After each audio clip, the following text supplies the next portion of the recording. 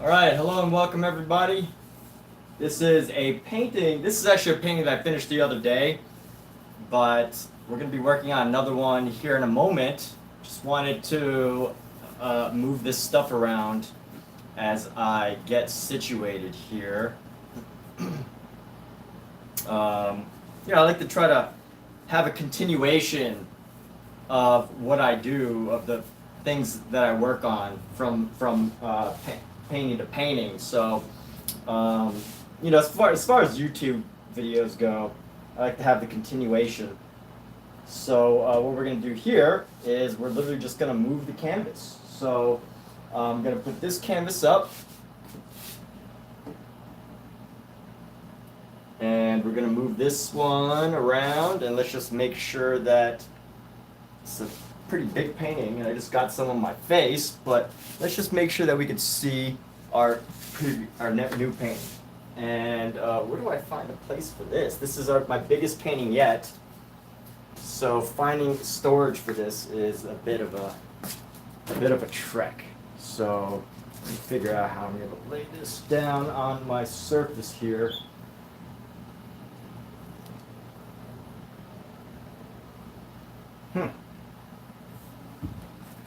Should probably just put it down like this for now.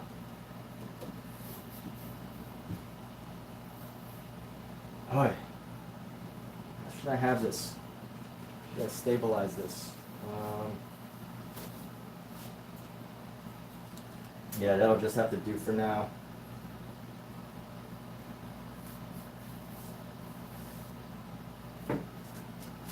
Okay, well, those of you just tuning in, this is what we're doing. We're going to work on this painting here. So let me raise this up a little bit. I think this is a little, oops, that's not what I want to do. Okay.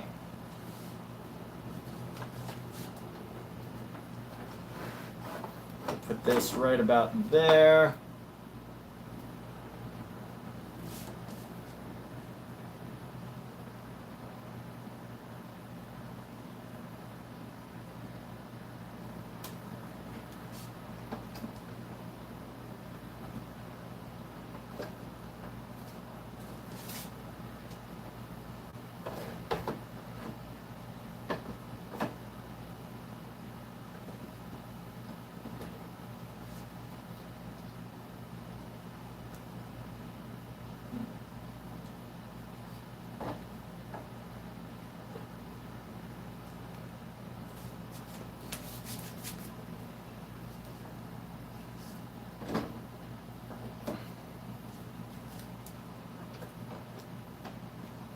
And let's raise this a little bit from each side because I want to paint it a little bit more vertically. Get a little bit more of that vertical impact there.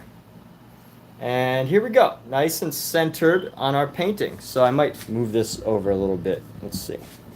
Does that look a little better? Maybe rotate. Let me see if I rotate this a little bit. I just want to make sure that I get the right angle for everybody. And here we go. I think a little closer, just so we can focus on a painting and nothing else. Obviously we got stuff in the background, but this is priority. Okay, so here we go. I'm gonna plan out a painting from scratch. This is an actual composition, one that I have to make myself based on references. Nothing, too crazy, nothing too unusual or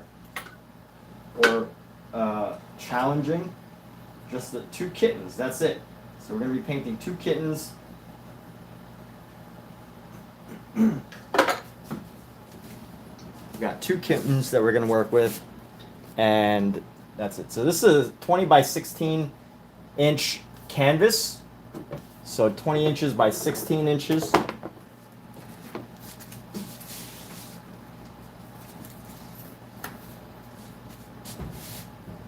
And I'm going to go ahead and let's just get started here, shall we? So first I need a sketching brush. First and foremost, a sketching brush. So here's a brush that I probably don't need, that I'm going to use one last time for a sketch. I might have already gotten rid of it because I got some new brushes. Yeah, I think I got rid of it actually. No, is that it? Nope. Okay. So we're gonna use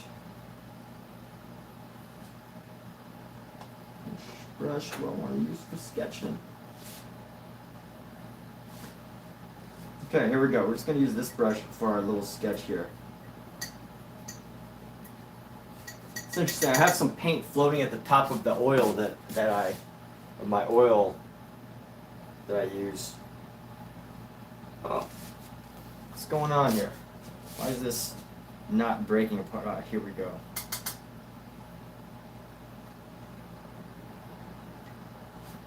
Okay. This is the brush we will use. Actually, I'm gonna use.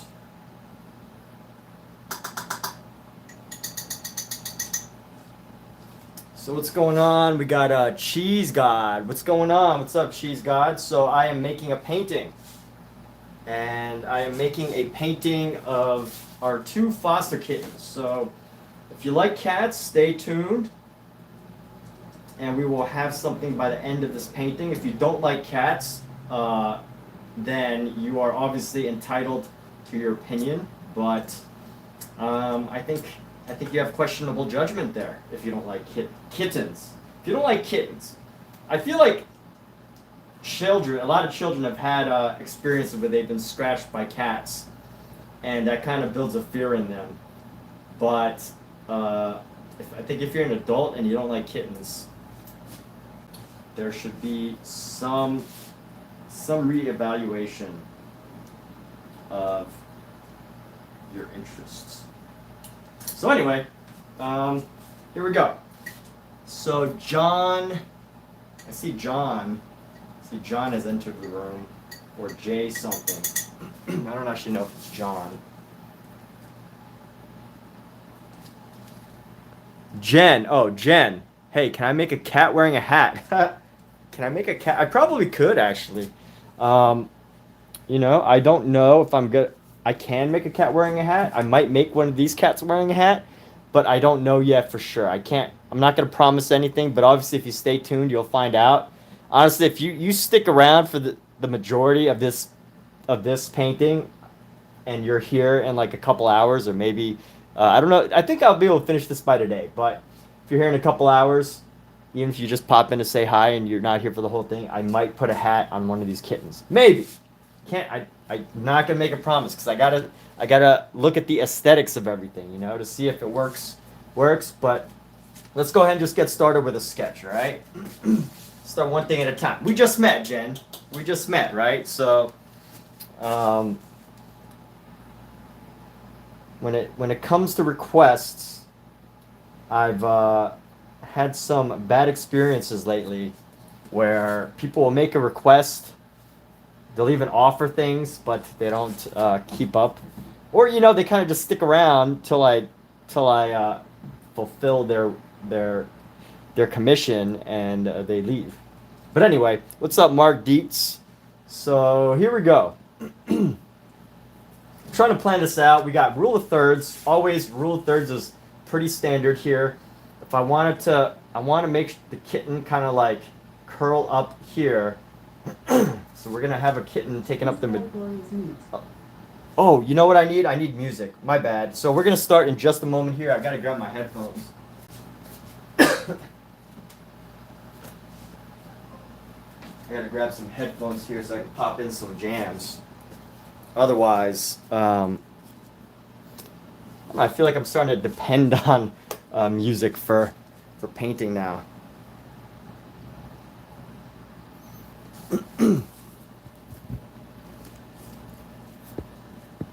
But Jen, I will say, just for goodwill, I will start the sketch with one of these kittens having a hat. So at least at minimum, we'll have the potential. And just need to give me a moment here, because this is a composition that I'm making up. So let's see, let's get some Spotify going. I am a Spotify customer. And we're going to go...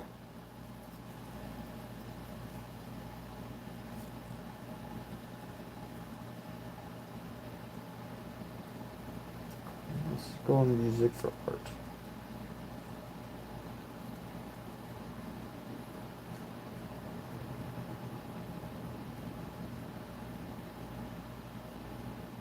All right, nice. We've got a 5-hour playlist here. And we're going to go... Got my Jabras attached. Let's get started, people.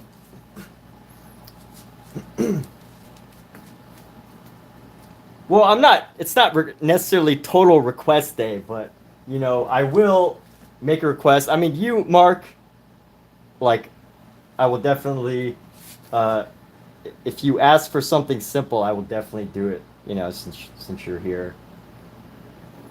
But, you know, I might not put, like, a dragon.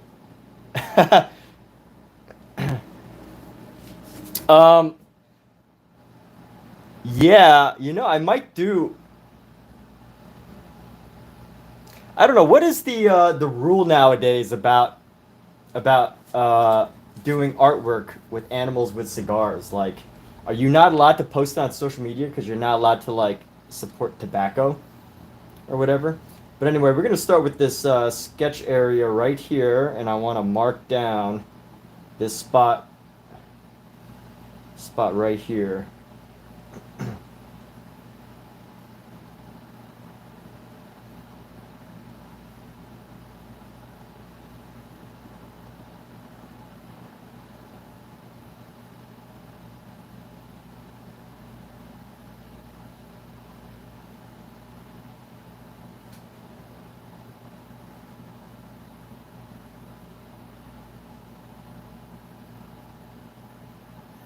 And sketching. So this is gonna be like an actual, based on an actual cat, not a cartoon cat.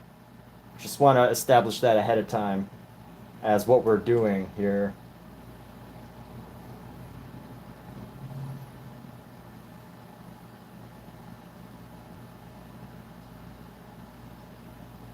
And then we get another leg right here coming down.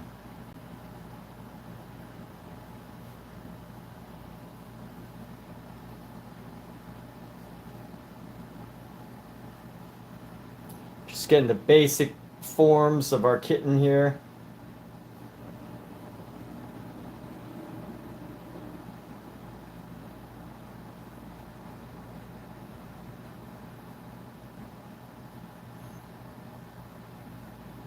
Give him the big paw right there.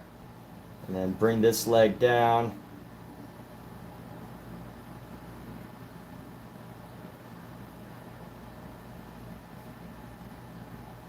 It's going to take up a good portion of his body.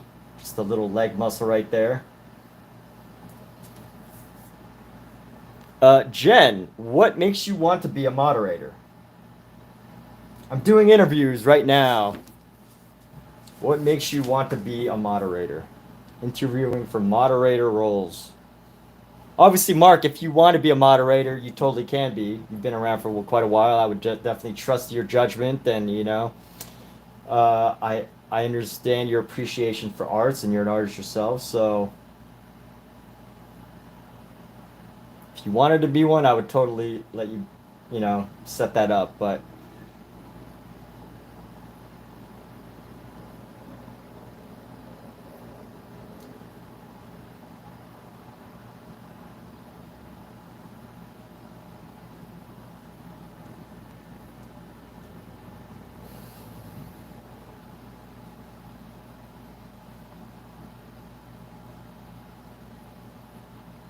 give him a little bit of a chubby belly here.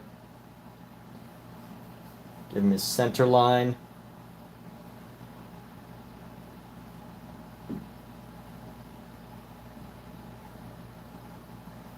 Like, Jen, how do you even know, you know, how do you even know that this would be a channel worth moderating? That's my question to you. What do you enjoy the arts? Like what makes you want to be a moderator? That is my question for you. And what is your philosophy with channels? Share with me some of your channel moderating philosophy.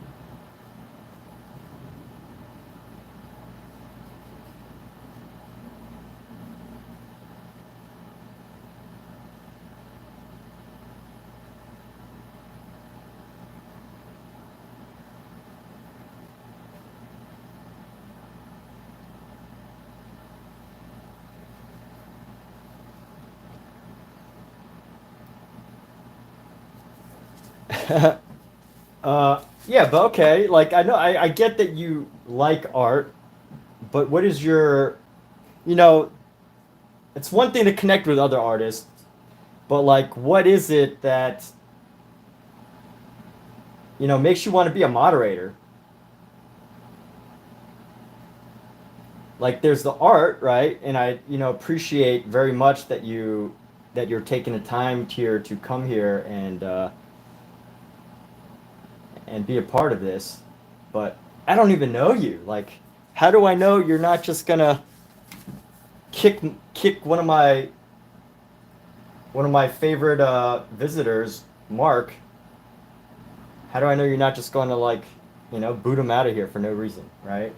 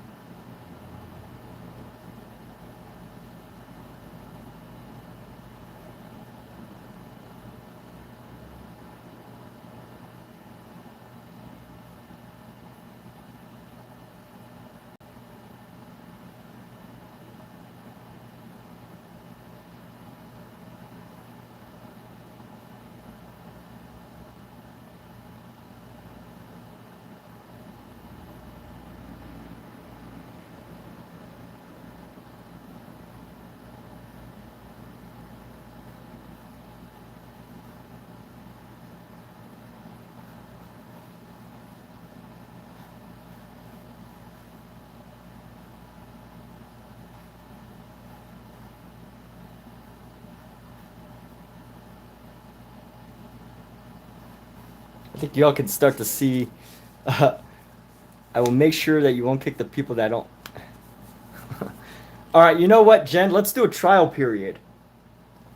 So I'm gonna do a trial period right now. We're gonna put you as a moderator, and you know what? Like, the moderator positions aren't permanent,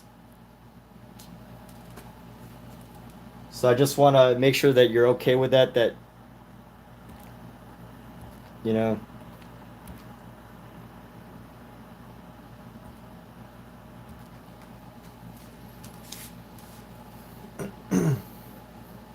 And I do appreciate you, making the effort.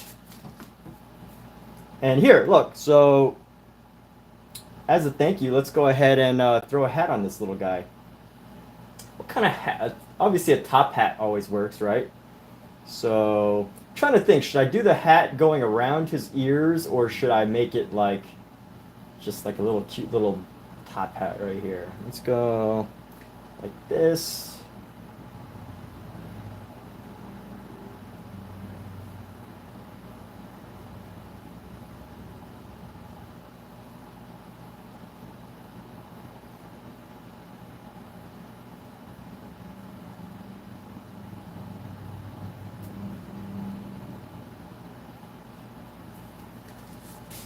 There we go. There's my intention.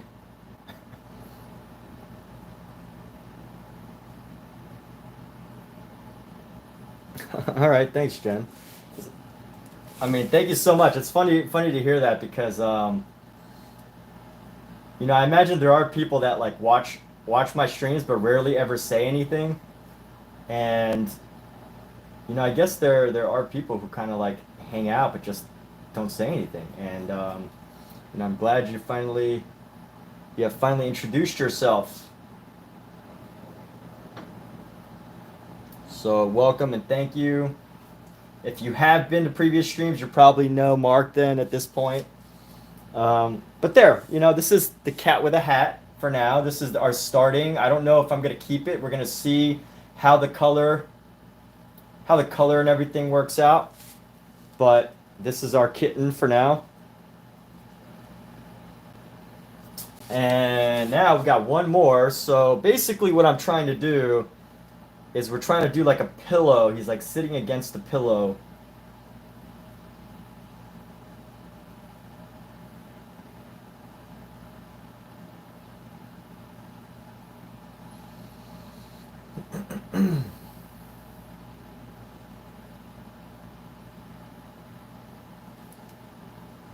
Or if I go to the center line, I'm going to try to do this right here. I want to try to get it down straight to the center.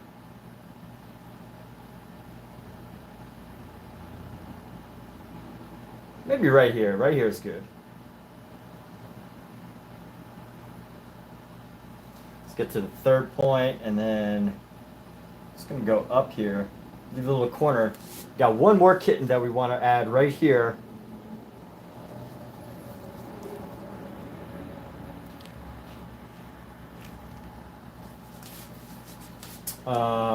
Let's figure this out. So he needs this piece to kind of go past this head.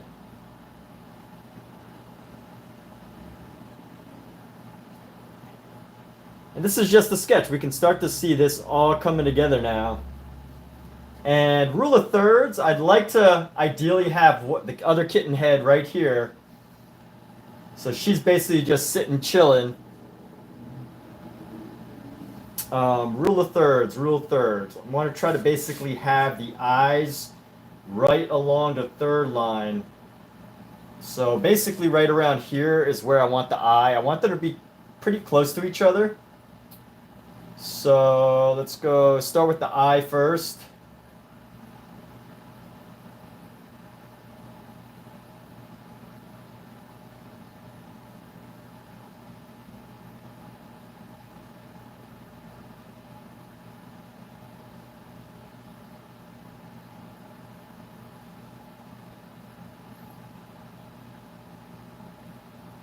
And I basically want the faces to be about the same size, so I might make this a little longer. Exaggerate the size of the eyes a bit, just because they're kittens, and it's cute to give them big eyes. And I'm basing these off some photos I have. You're thinking of other cat's head poking out from under the sitting cat, because cats always mess with each other.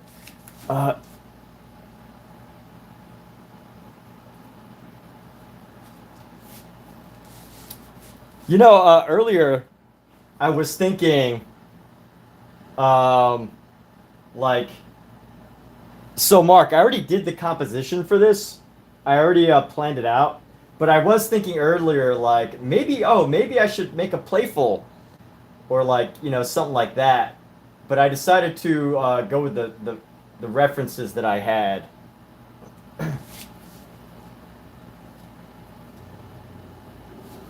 And here we go. We're gonna round out this face right here. It's funny when you see kittens because they have like a head shape that's like, when you try to draw them, it's so easy to like lose the head when you try to draw them, because the fur kind of like blends in a lot of the edges. So this ear has to basically be like at least half the size of the head, just to make it extra cute. Come down to the corner of the eye here.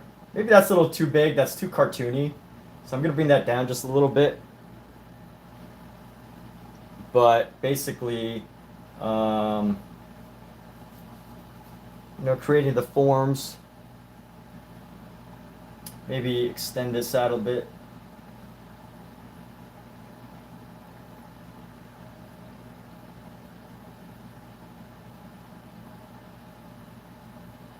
I don't mind if it's a little bit cartoony, but I want to have some realism.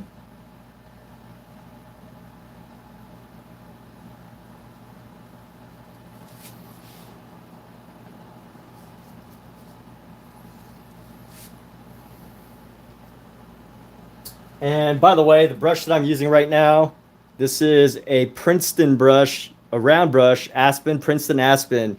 You get these at Michael's, and I got this at Michael's. I'm just using it for a basic sketch. This is the level 2.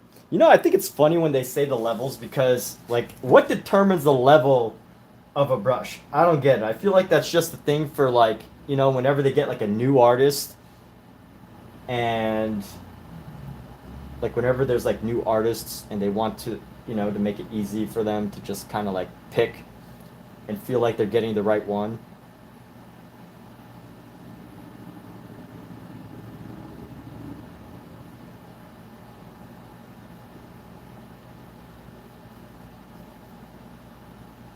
And of course the kitten always has a paw out.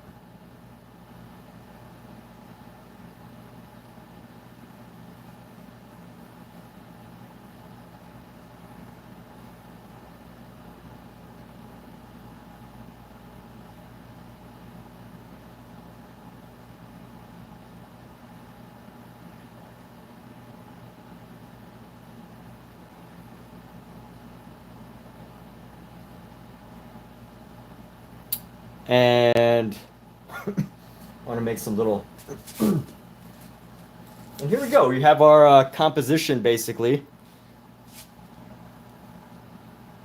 Oh, quality. Good point. Yeah. Level does probably have to refer to quality as well.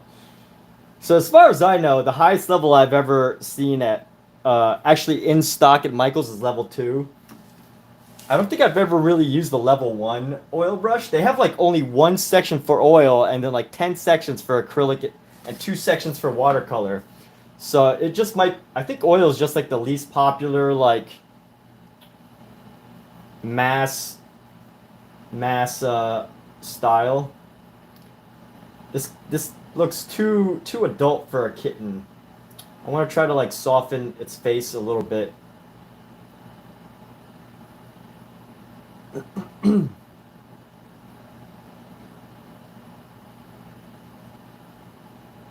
well we got one kitten with a hat.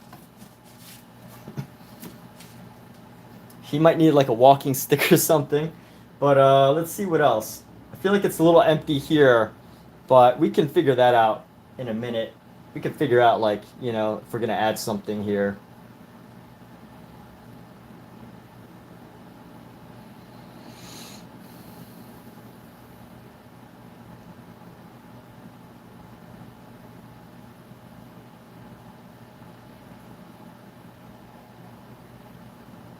All right.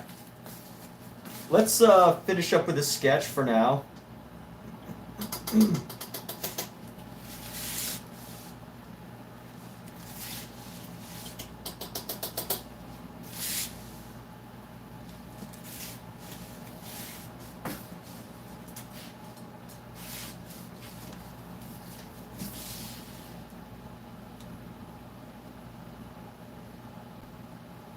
And we're going to find a good color for this background.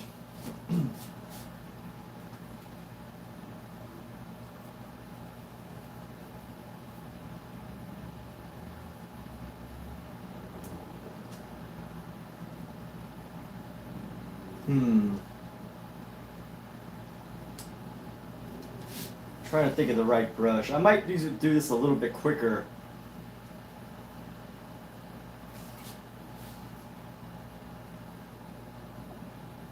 A moment ago, I was thinking like, oh, maybe I'll do this like, really piece by piece, but I'm thinking I might just make this facet painting. I'm also, in my head, I'm thinking, ooh, this is a black cat, right? So, one's a black cat, the other one is a tortoise shell. So I'm trying to figure out like how I really want to lay their colors in, because I don't necessarily want to put black down right away. So I think I'm gonna go with some of the lighter colors.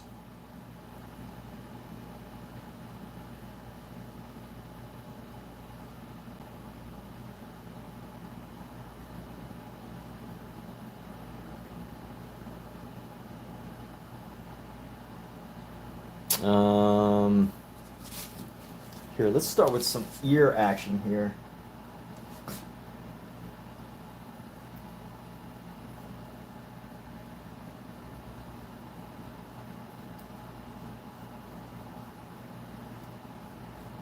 We're gonna tone down some of this red and give some ear action right here. So go a little darker with the ear here.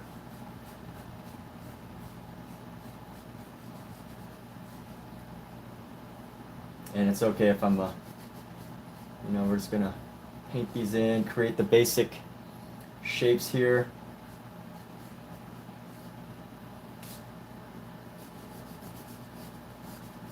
And one thing about the way I'm painting is this is a very like rough style. In a sense, like I'm painting in a lot of the bigger elements first, and then we're just gonna work into. I think this ear needs to be a bit bigger, and then we're gonna work into the smaller stuff as we go. But here we go.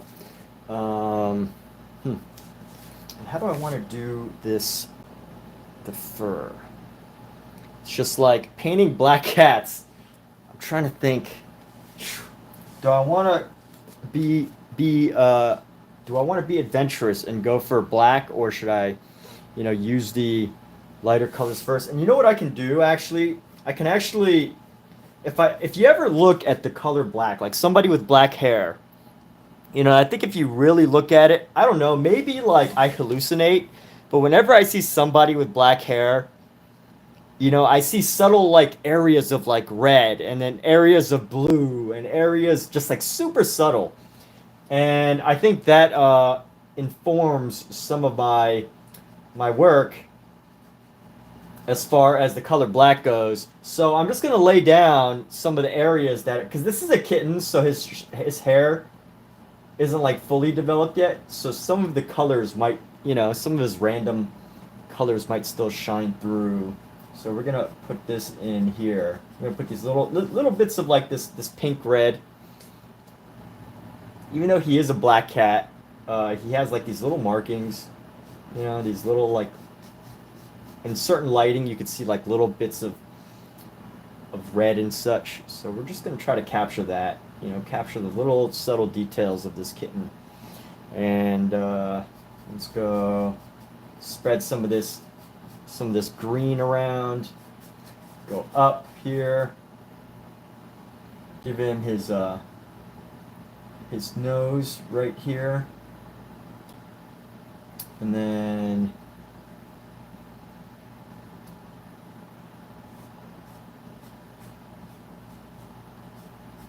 come around.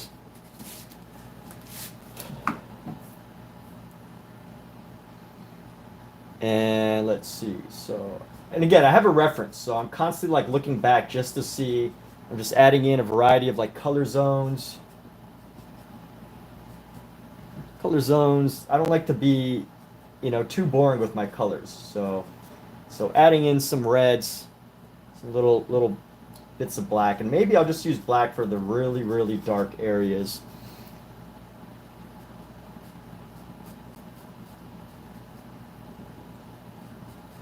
You could try to capture some of his features here, just like the little roundness of his belly, because it's cute.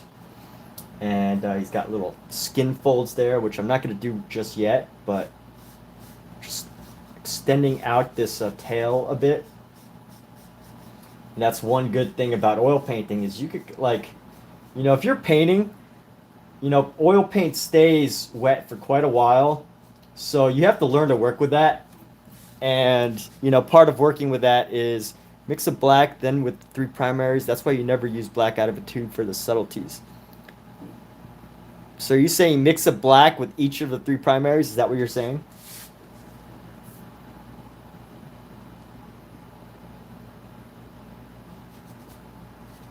And here we go. So I'm gonna bring this in, adding some of the red right here.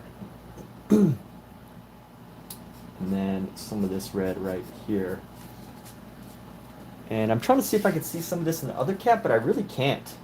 I can't really see too much of this in the other kitten. So I'm just gonna go with that.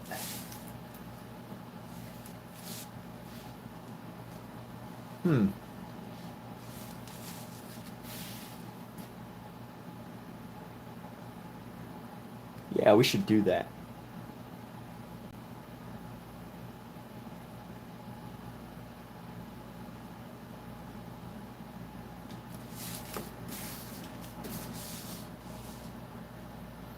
Let's clean off this brush.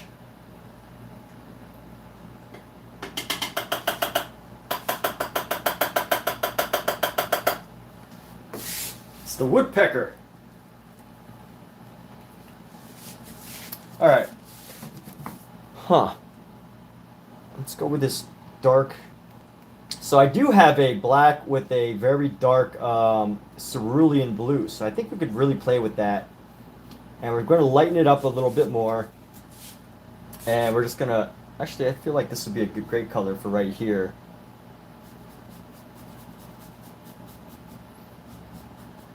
You know what I can do is I can basically go around...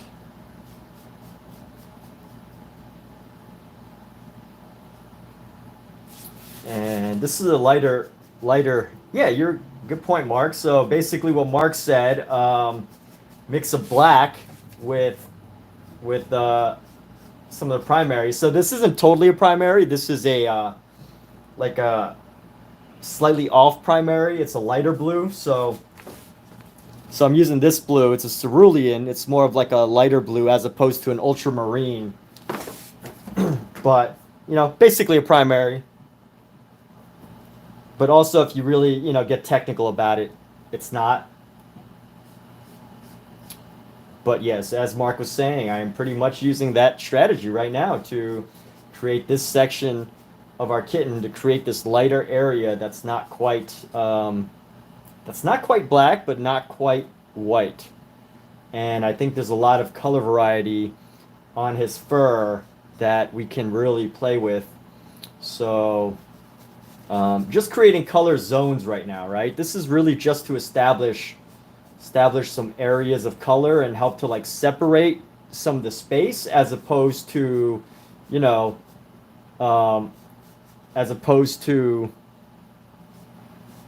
trying to like, there's a couple different ways to paint, right? Everybody's got different ways. Some people might like sketch this out with pencil, or however they do it, they might like draw it first and then paste it onto here and then paint on top of it. But right now I'm doing more of a freestyle, as opposed to like painting in the exact shade in the exact spot that's already planned out. So just a little bit of a different style. I think the other style, you definitely come up with a much cleaner painting. Or the possibilities of coming up with a much cleaner painting are there. But, there's also stuff to be said about a more freed up style where you can explore the multitude of colors here.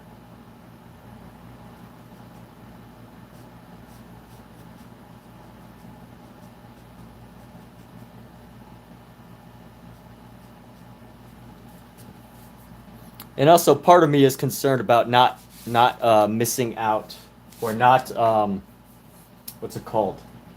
not losing some of the body parts and shapes. So that's on my mind constantly as I'm working through this. You know, how do I make sure that I maintain the detail here and I'm able to like keep the characteristics of some of these cats. And right now, honestly, the consistency of this paint is almost like watercolor. It's almost like watercolor. And when I'm ready, basically all it is a matter of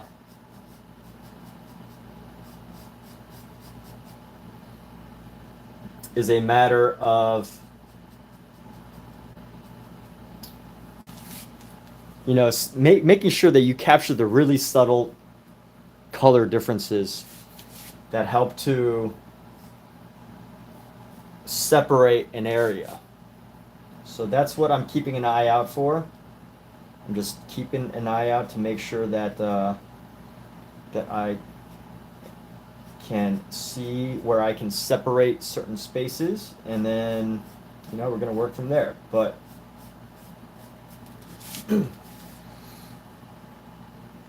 and I'm just building in color zones. As Mark had mentioned, I am working through, you know, the lighter areas before I totally get into the black and start to mix the primaries in with them. So here we go. We're gonna go right here. I think this color needs to be a little bit lighter before we actually. Let's use like a blue for these light white spaces here. And we're gonna go.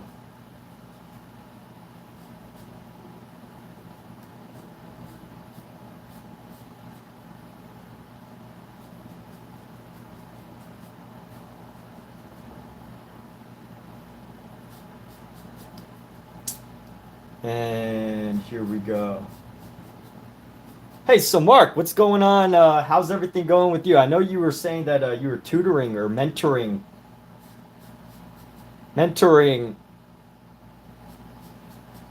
young future men. Is that still a thing you do?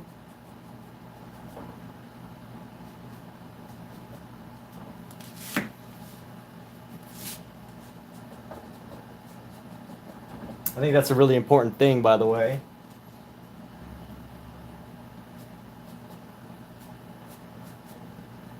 So I actually might even struggle with this kitten a little bit because she's got so much color variety. So this one's a tortoiseshell. And I need to find like just the right combinations of color variety on her in order to make this just the right type of painting. So this one might need a little green. Let's bring in a little bit of green into this. I'm going to bring a green into this, lighten up the green, and we're just going to go like this. Pop these greens in.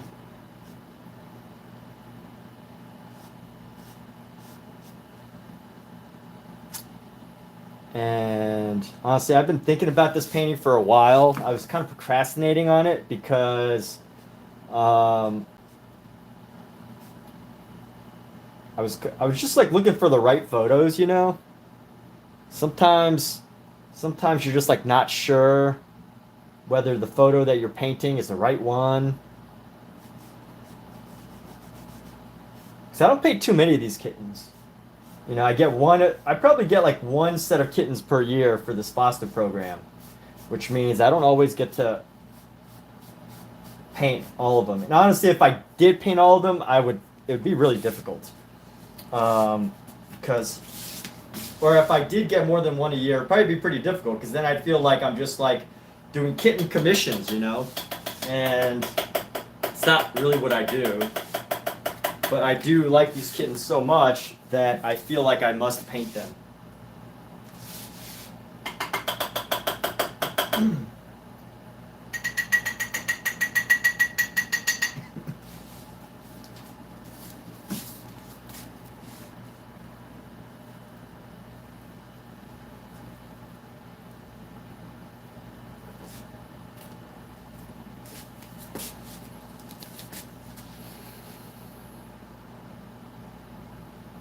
Cool, cool. That's such a very necessary, some very necessary work that you do there.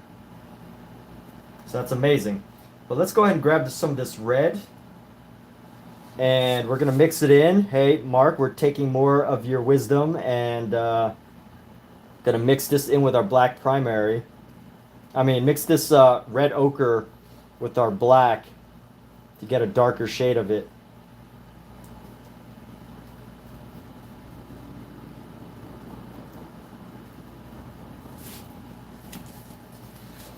And here we go. So maybe this will be like a combination of like alternating reds and blacks, or reds and blues, dark reds, dark blues.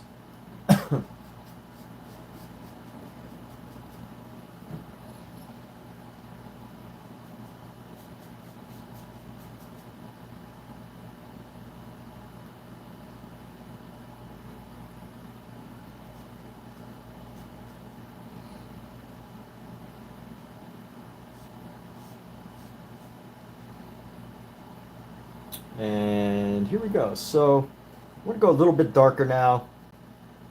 Gonna get into some of the darker colors just to create the dimension here. And I'm still using a pretty big brush. This might be a little bit too big. I should probably tone down the size here in a bit, but I'm not going to right now.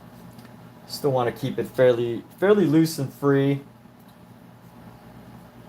You know, I think big brushes will help to create like happy accidents, as Bob Ross liked to say, happy accidents.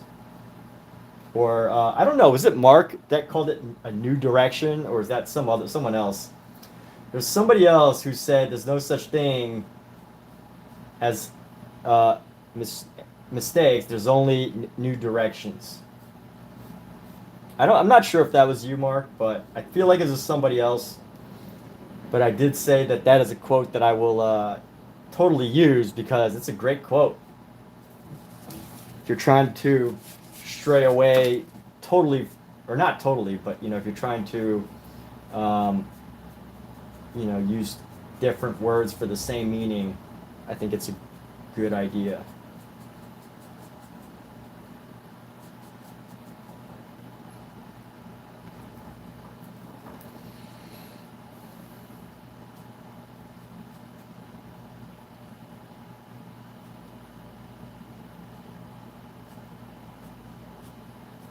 So got to capture the hairy ears here.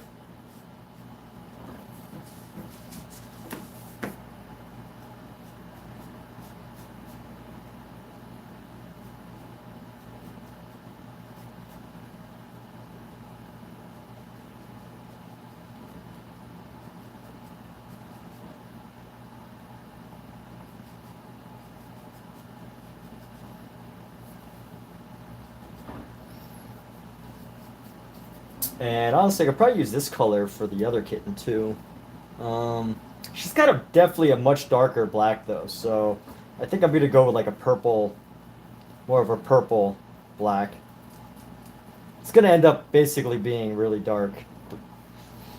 And let's go right here. There needs to be shadow under her.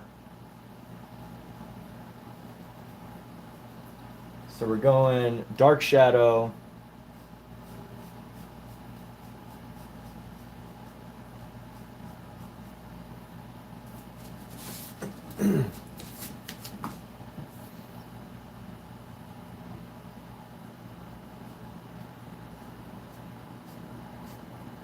And you know, these kittens have the little kitten hairs going into their ears. So that's where I'm trying to capture right now. Just these little kitten hairs. And then we're gonna go boom, boom, boom, boom. And this ear is a little bit too round. It's kind of like a rabbit ear. So I need to adjust that, but you know, we're gonna go down right here, make it a little bit more angled. And honestly, we could probably fix that later on as we start to carve out the rest of this cat, the kitten. When I say carve it out, I mean we're gonna add the background in.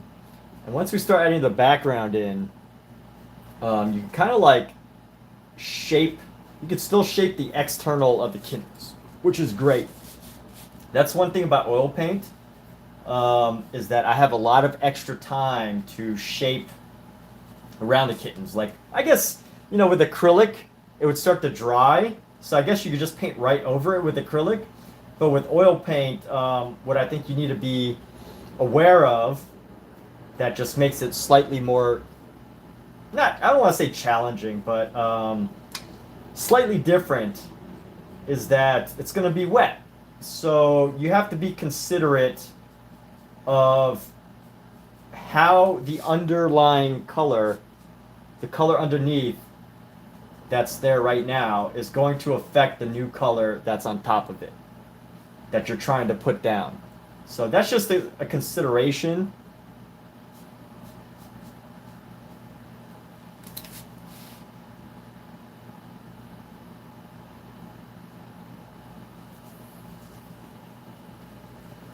And hey, what's up, Omizu?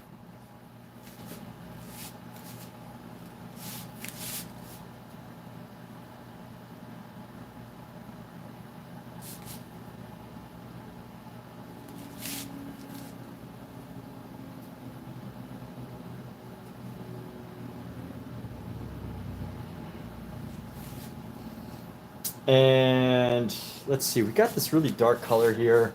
I'm trying to think where else I can put it down to, like,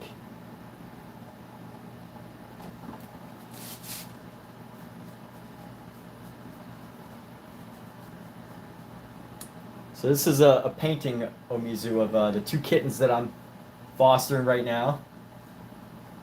So we're just gonna work these through.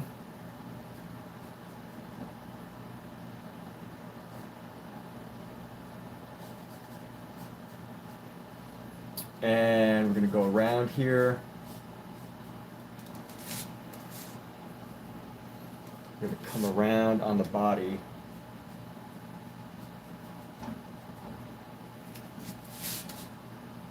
And why don't I just go in fully with some more of this color. We're going to create the shape of his cheek here. Kind of comes around. It's got a very kitten cheek.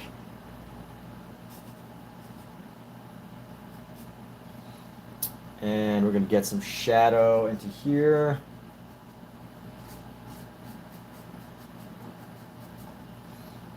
And we're going to go down like this.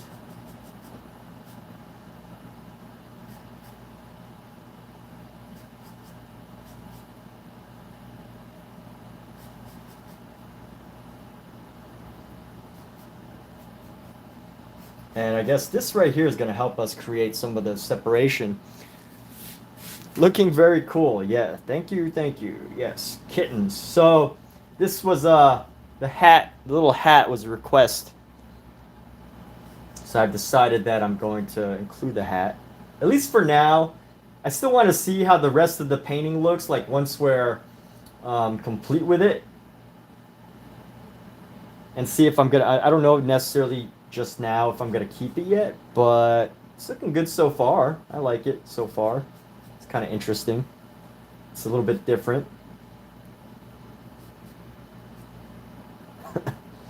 And here we go. And just a little bit of shadow there. And let's see, this tail needs a little bit of the shadow around the outside.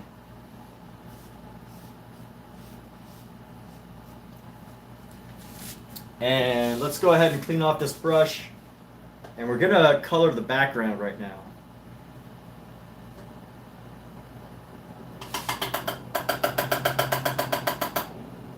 Woodpeckers.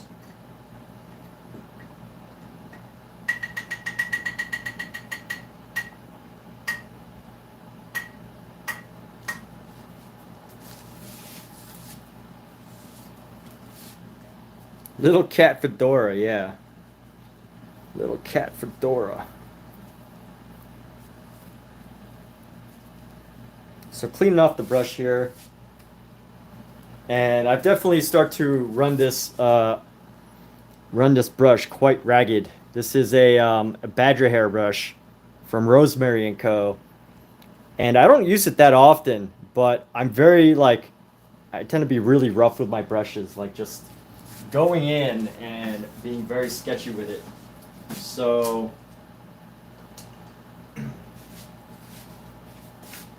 but I've used it enough that I feel like I got my value out of it.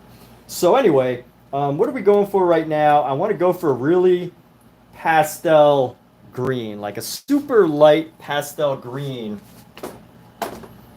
So what we're gonna do is, almost like always, bring in some white.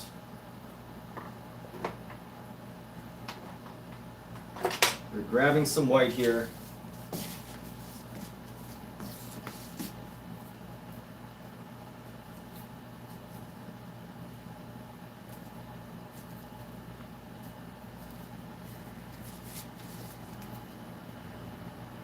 Huh. Why is this hard to open?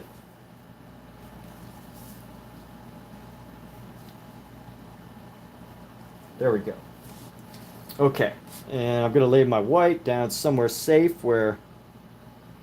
Oh, nope, that's not a safe spot because that's color. Let's find a good spot for my white. My palette's not clean everywhere, so... Alright, we're going to put it right here in the center. The cleanest spot on my palette is like on the bottom left center. And what I want to do is I want to remix some of this green that I have to be like a pastel green. So we're going to grab this. We're going to mix this little section of green here. Grab some of our yellow.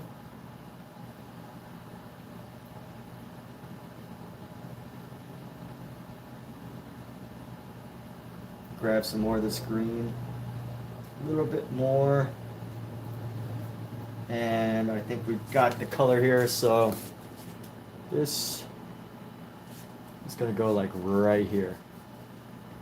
I'm going to paint this wide space here.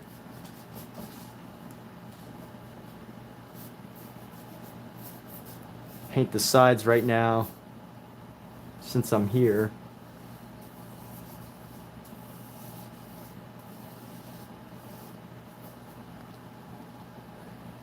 Looks Egyptian. Yeah, I guess they do almost look Egyptian. I might have to. I mean, yeah, definitely right now. I plan to. I'm gonna see. Like as of right now, I feel like this doesn't capture the color of the kittens. And although I don't mind, doing colors that sometimes don't make sense. And colors that aren't like, sometimes I don't mind like doing colors that are a little off the beaten path. I still want to capture these kittens as they are.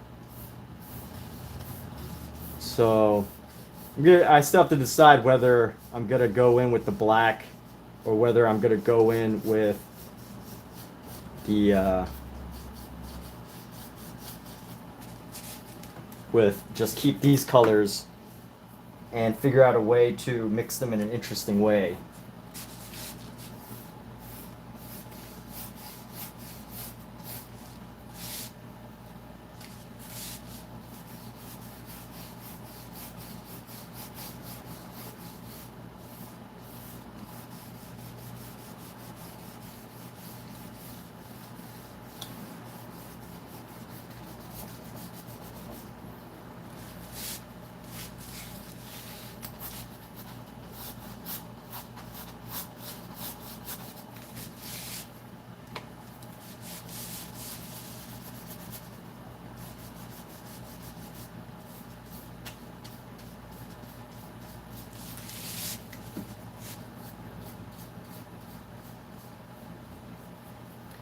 So Omizu, what's the next creative project you got going on?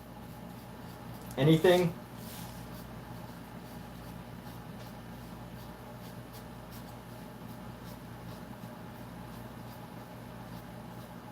I know someone just came in yesterday or a couple days ago. They were talking about a commission, but I don't think that was you. That was somebody else who got a commission for something. Can't remember who it was, but.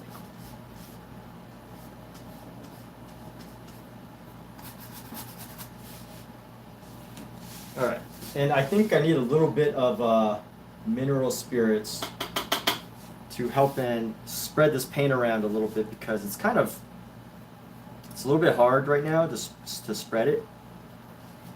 And I think that's because it's too thick, straight from the tube. Which, you know, that's usually the case, but at the same time,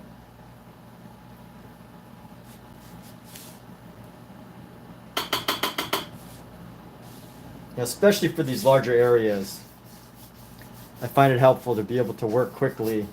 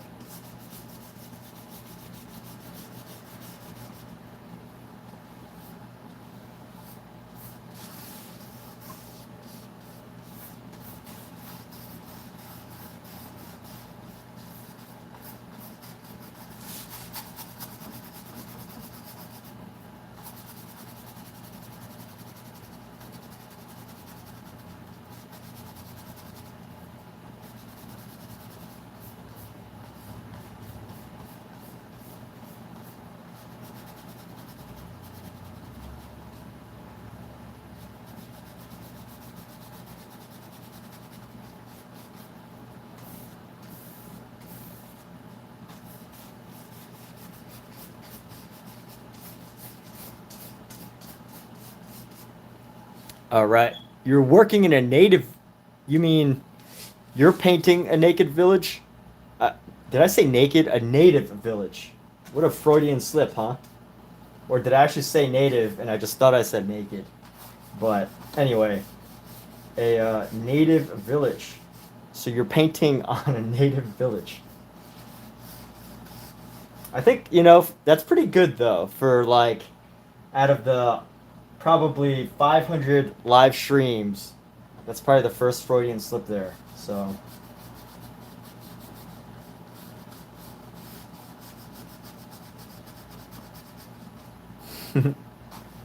anyway.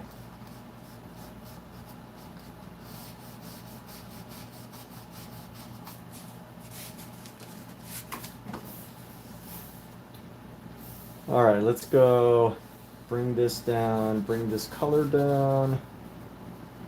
And I think that we'll need a smaller brush once I get closer and tighter. This brush is great for these bigger areas, but now we got to go in and get the details. So grab a smaller brush here in a moment. Just want to get these last few sections with this. And you know what? I do want some yellow. I want a little bit of yellow to add into this because I feel like I see yellow. So, and I also think right now is probably a good time to add yellow to my palette because we will use it at some point, I think. And here we go. So pop this around. Let's go here.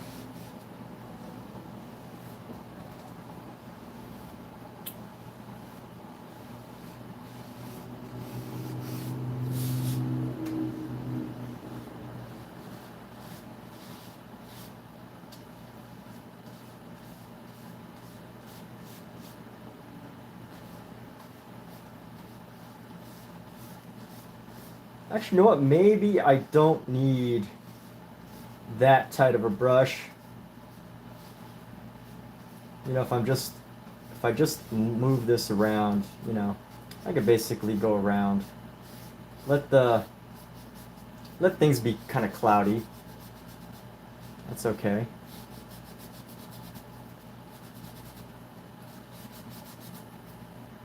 Give it a misty effect here.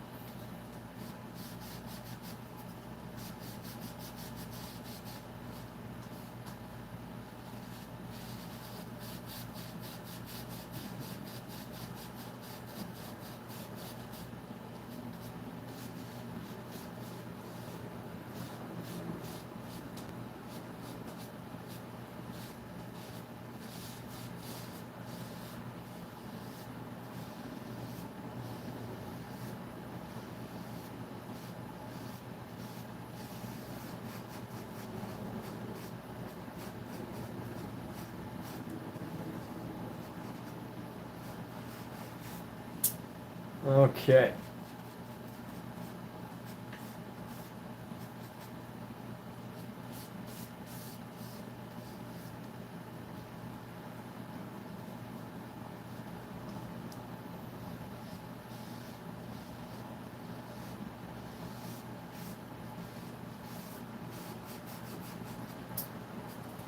Whew. All right, the fun part. Now we're gonna go.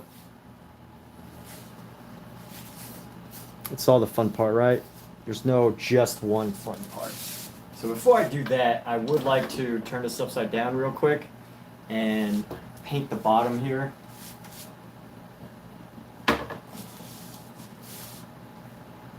Before we move on, so that, you know, even if it comes off a little, that's okay. Because inevitably it will come off.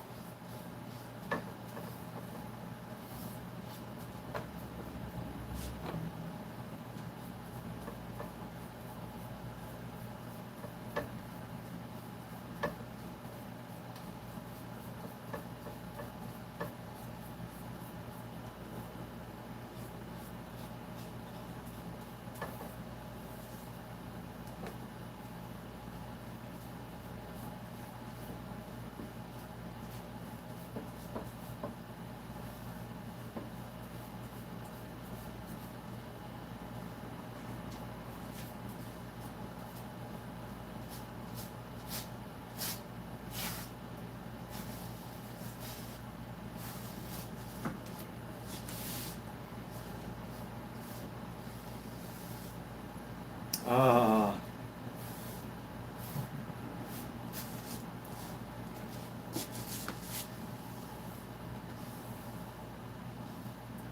This color makes me feel peaceful. It's just like this pistachio green.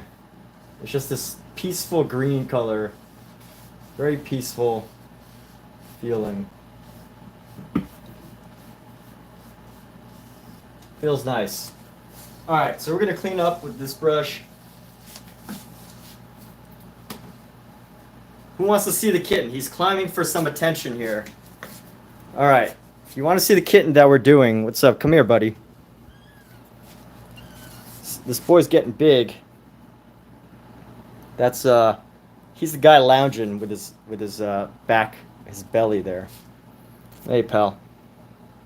What's up? Look at the camera. Don't look at me. Look at the camera. There you go. This is a painting of him. He's a black cat.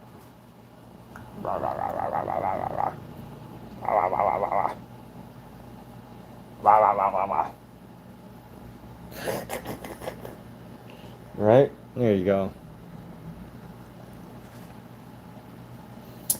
I say this guy just melts in your arms because you kind of just like, when he's ready for a nap, he'll just kind of like fall into your arm and just chill there. He just melts. You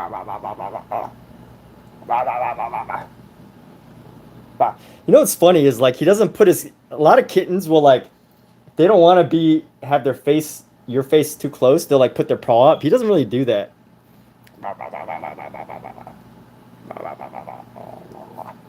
Anyways, I'm done eating his face. What about you, Pookie? Pookie's less tolerant. She's a little bit less tolerant of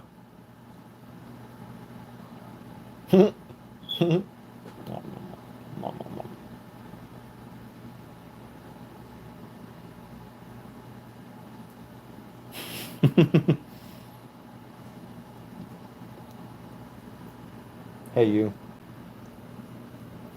These are two sweetest little kittens. I think, yeah, I think it's about time to feed them. I'm gonna feed them real quick. Let's see.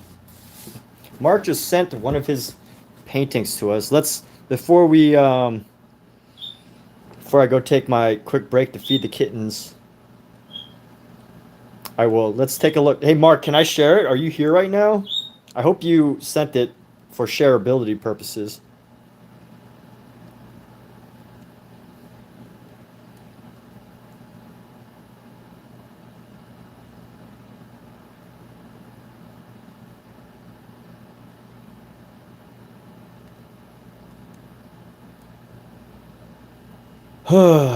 Okay.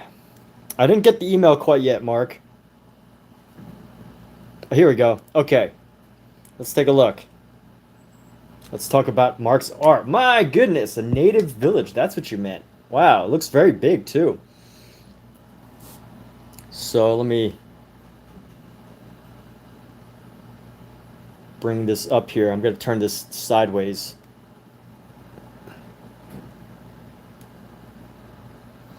And there's a lot of like remnants, but I wish you could see this clear. It's really cool, man.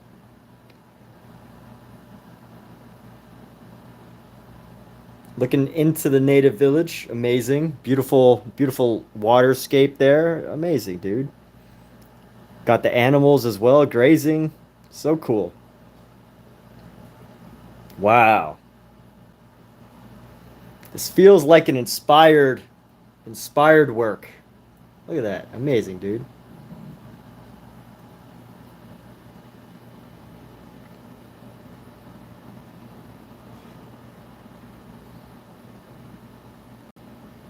I'm trying to look closer at it.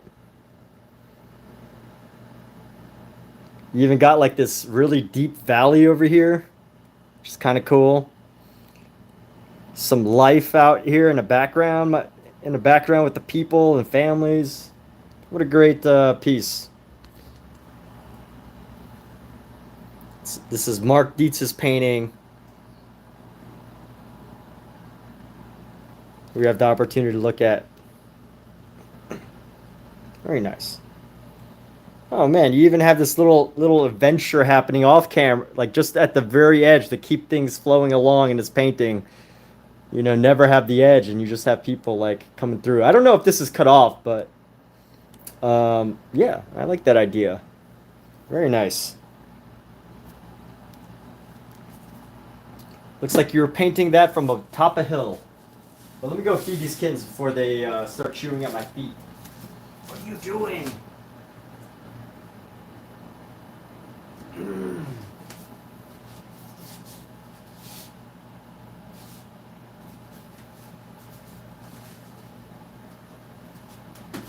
Feed these kittens.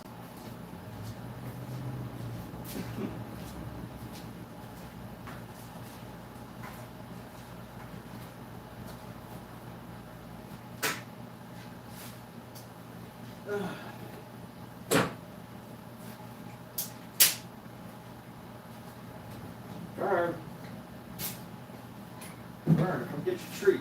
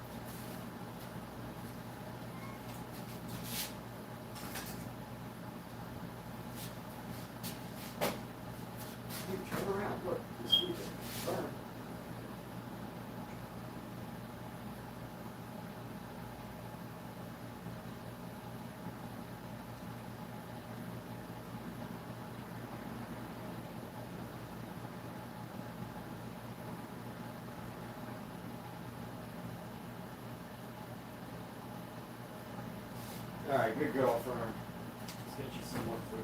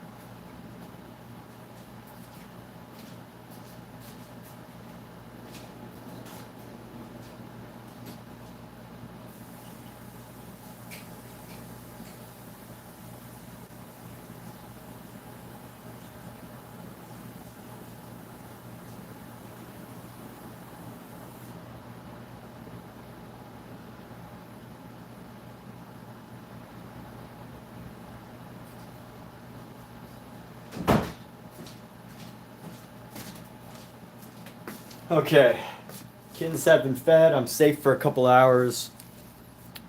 And if you look close, you see people and some riders. Yeah. Did you say that before I saw that? I don't think I noticed your message before I noticed that, but yeah, that was really cool. Okay, we're back. We're ready to paint. Let's get back to it. Do it to it. Do it to the painting. Let's see.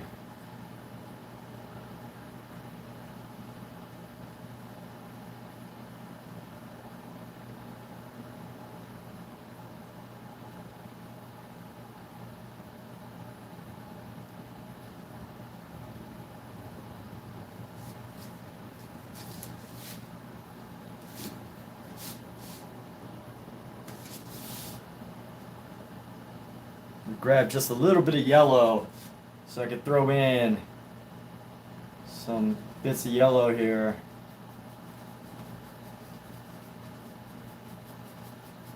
Spread this yellow around.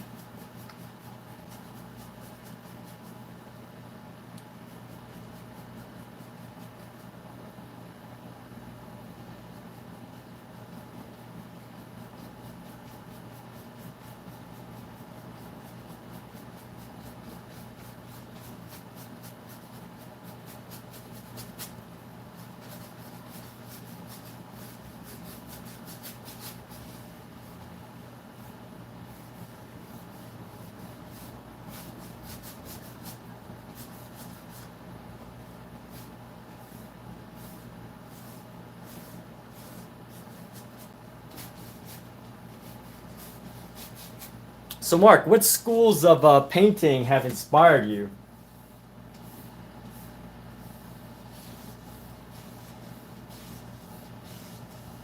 Obviously, there's some classic, like, honestly, the only school I can really name that does landscapes like that is the Hudson River or Hudson Bay, Hudson River School of Painting.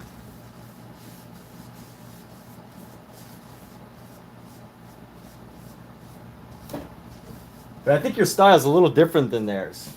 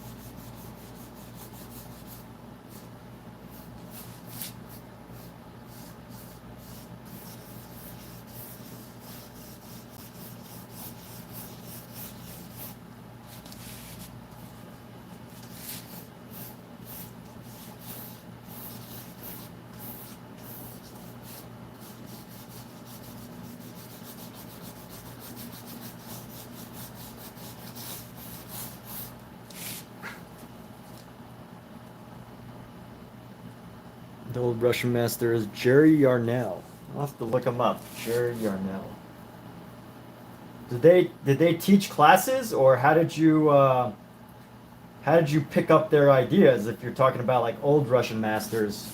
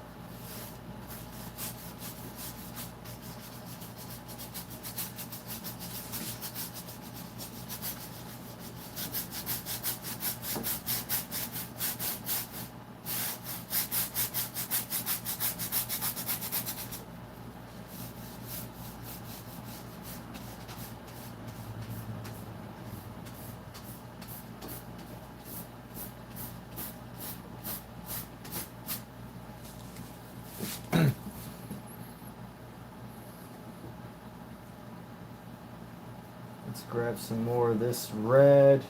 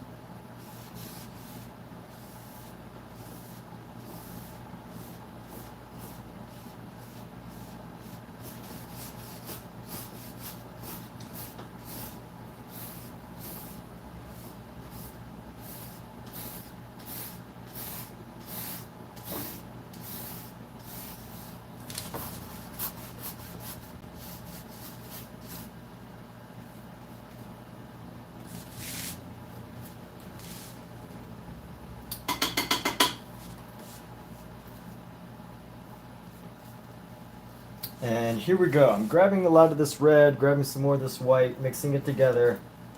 And we're just gonna keep pushing this section here.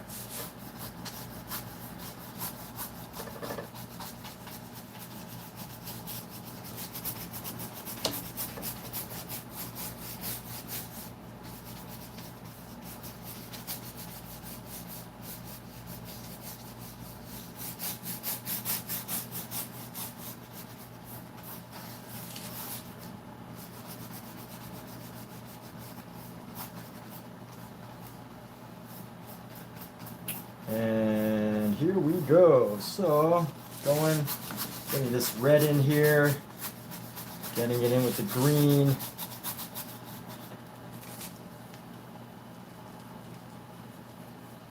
feel like there's so much extra space.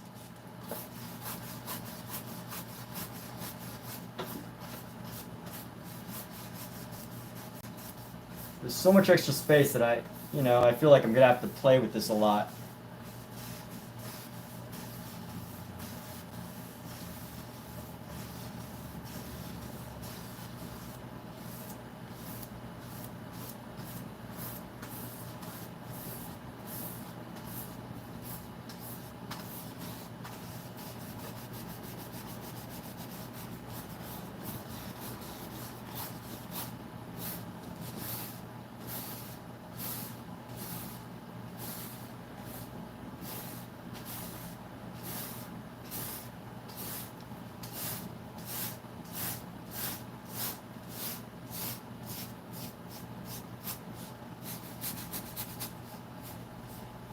So let's go around. We're going to go around this little kitten here. Go around.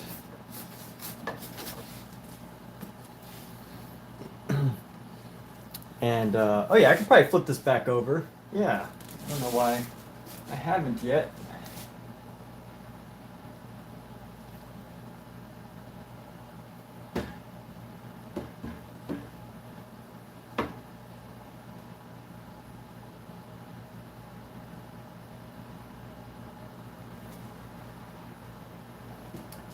So this painting is still really quite flat.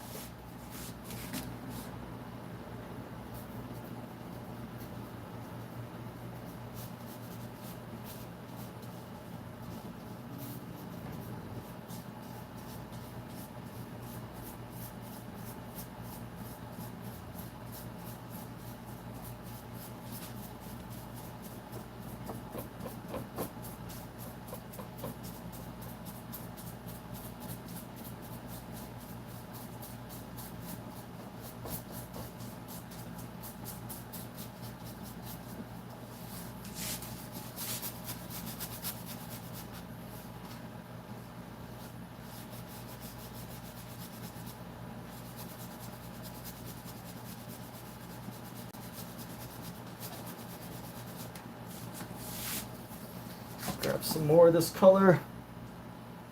And here we go. So go down here. And just bringing this color over to the edges.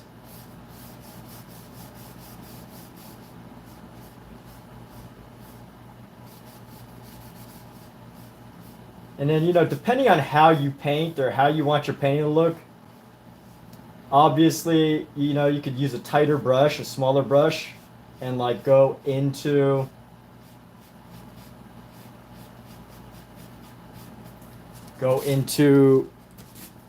little closer. Or use a smaller brush to get better detail as far as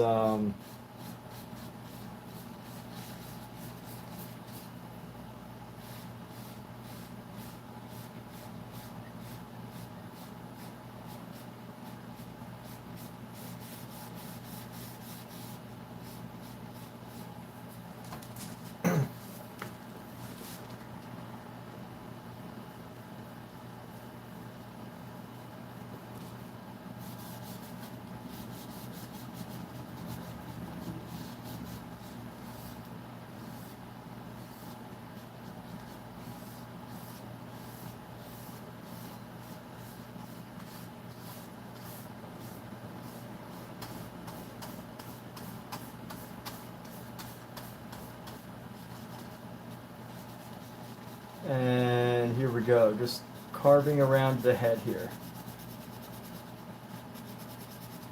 And this is actually a good time to, like, you could shape the ears a little bit. Not too much.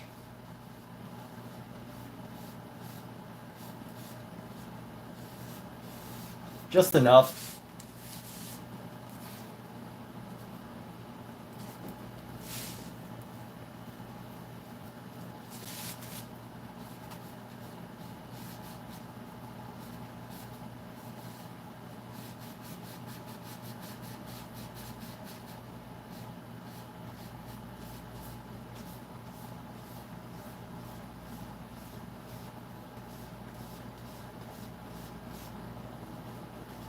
And then gonna get in here nice and close.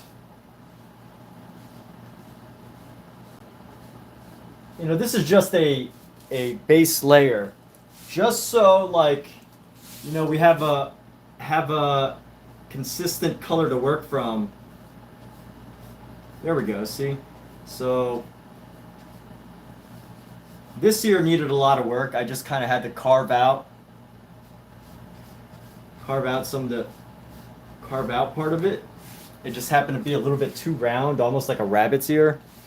So this part was kind of necessary to paint around and reshape.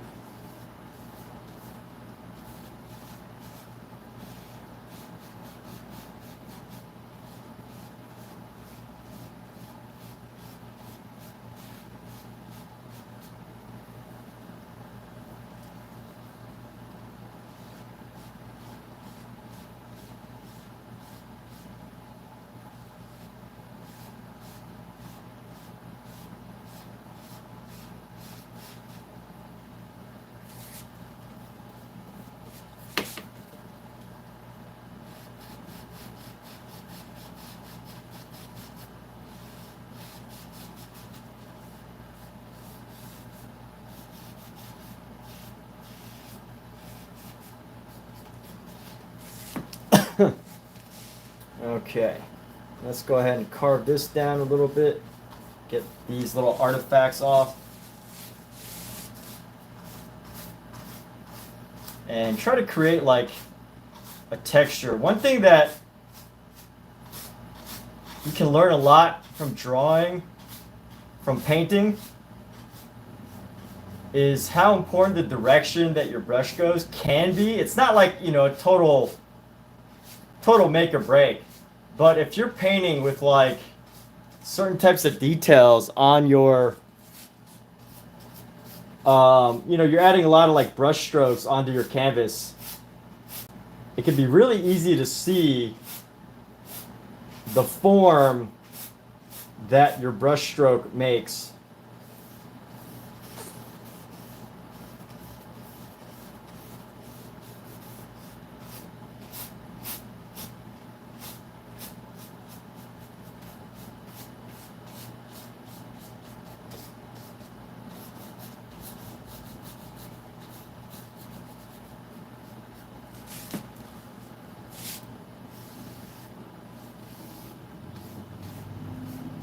You know, eventually we're gonna go over this again anyway, but now we kind of have the basic intent. So Jerry Yarnell is on public TV after Bob. Oh, true artist. Ooh, is that a would that be agreed? I don't think I ever watched Jerry Yarnell.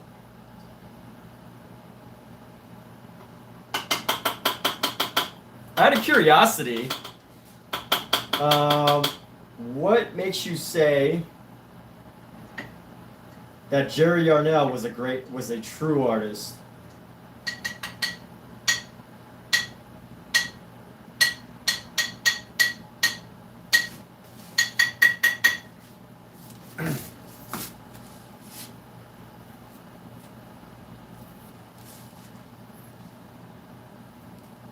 And here we go. So we got these two kittens right now.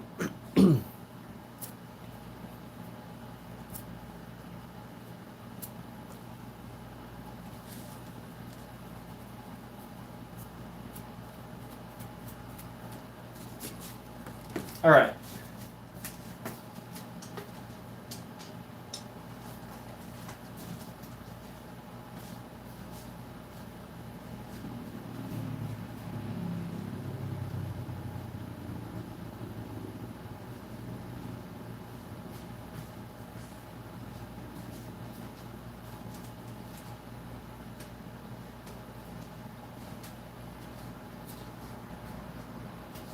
Hey, Scout, where's your sister? Where is your little sister, buddy? Where is Pookie?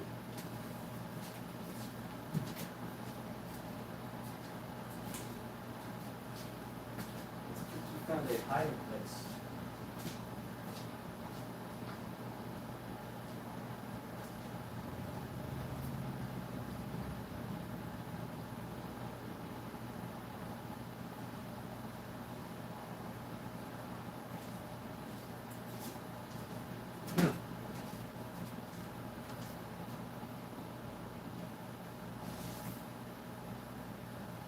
Always quite curious when a kitten has disappeared. Where is she? Is that her? Okay, she's down there. Alright, cool. So let's get back to painting these kittens. We're going to use a...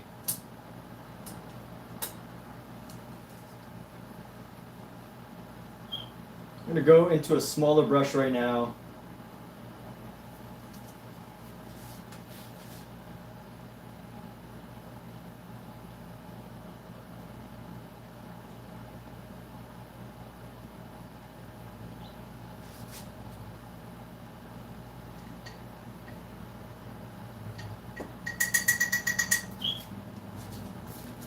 All right. You're drawing some cats. Nice. All right. Cat drawing session. Are you drawing your own cat? Bob Ross was gimmicky and helped beginners get started. Jerry was way more. You know what? I gotta check out Jerry then. By your recommendation, I shall check out Jerry. Jerry Salts. Or Jerry, is it Salts? Why am I saying Salts? How did I get that name? Who is Jerry Saltz? I don't know how I got that name.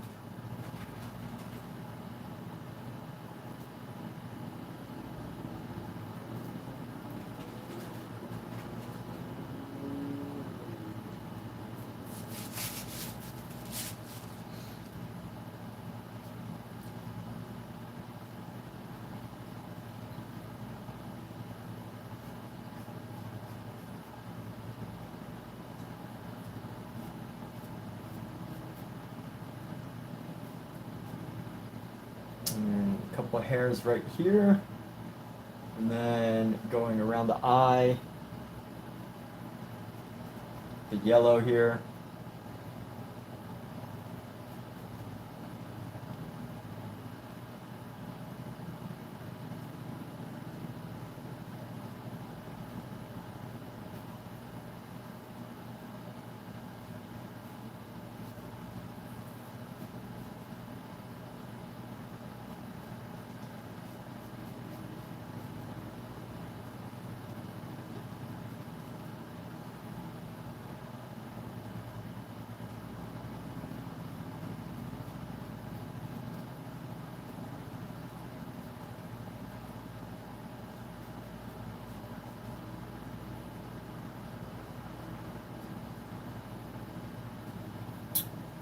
And there we go. Got the basic shape of her eyebrows. And you know what? I'm actually going to also throw in some of this into this guy. But not too much. I think I might use this just for some of the light areas.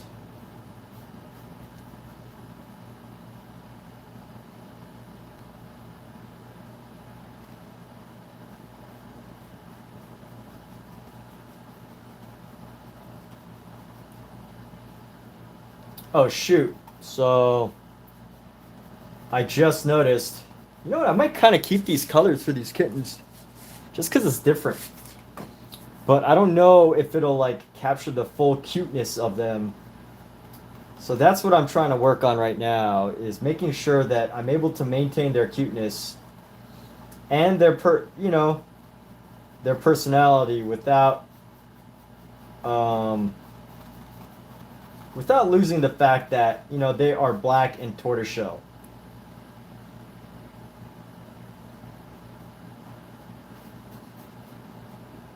Like, I still want it to be them, but I want to basically attempt to capture the best of the color variety in them. But maybe, you know, maybe this style works, you know, maybe this does capture their personality in some way. So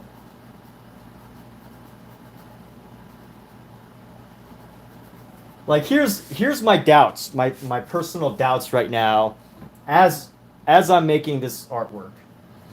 If I'm totally, you know, if I'm oversharing the way I usually do, is there's a part of me that desires to make it look like the picture.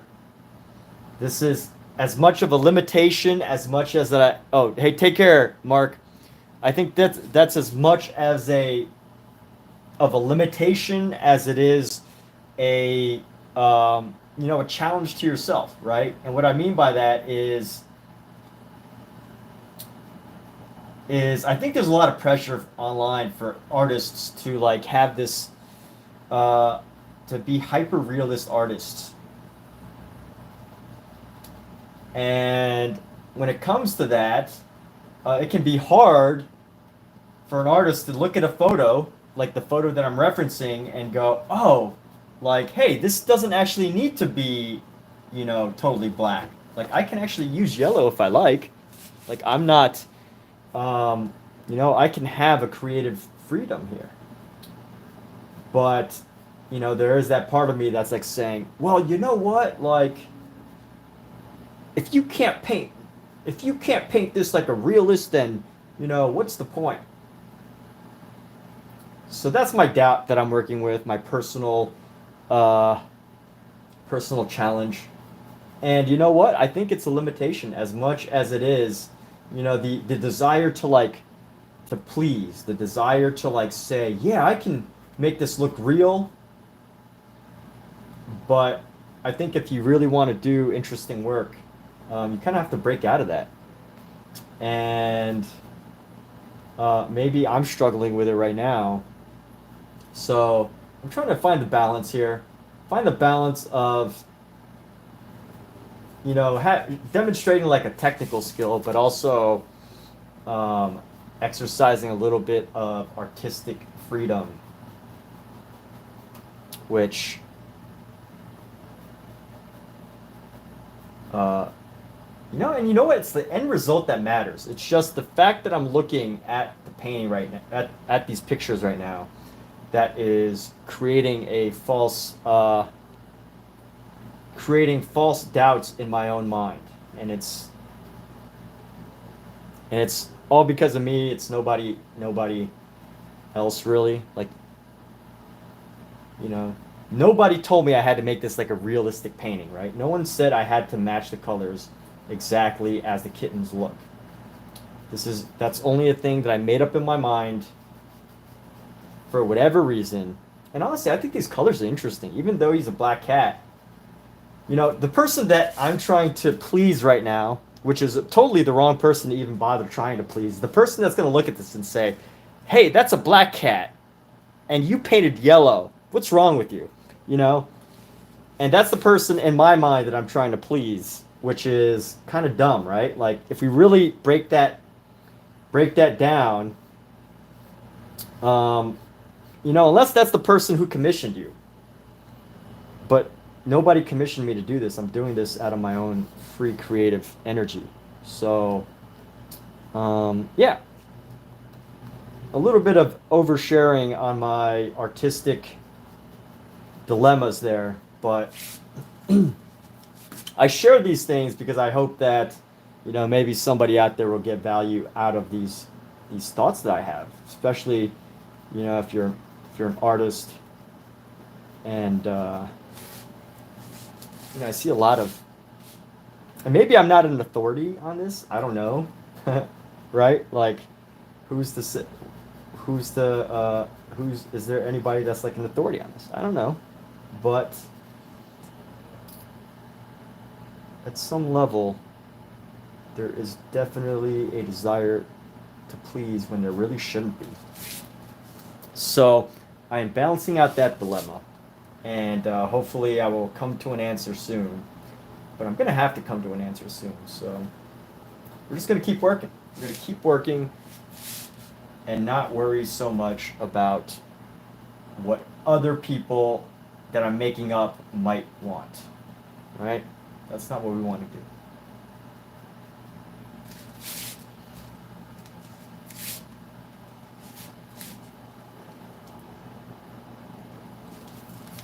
All right. So I like this brush for what I'm working on right now.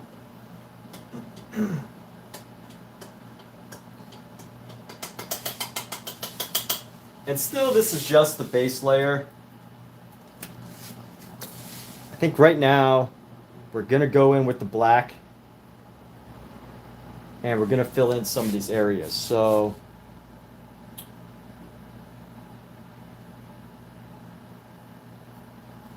you know, I think a black will tie this all together.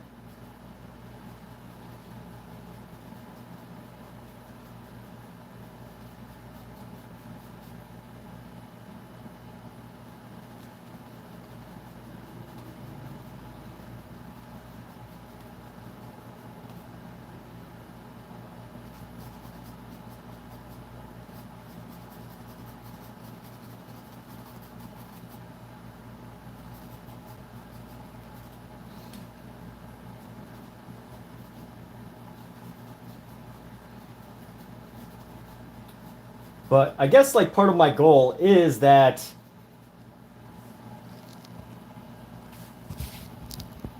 I want to capture the variety of colors that these kittens have. So, you know, there is that element of that as well.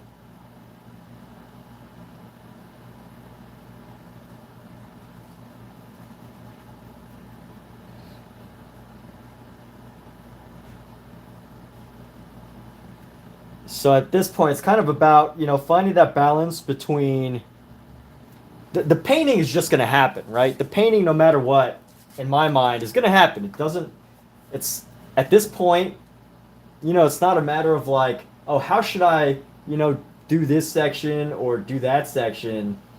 I think the hardest decision for me as I paint this right now is who, you know, what is my creative goal here? Is my creative goal, do I want to, you know, do a painting that captures a variety of color and like, or do I want to make a painting that's like super realistic, you know? And I think I've already decided that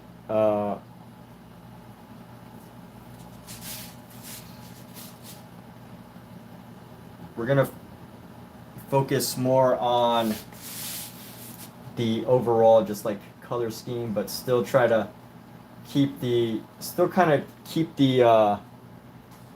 color personality of each of these cats while expanding on the color palette that they have.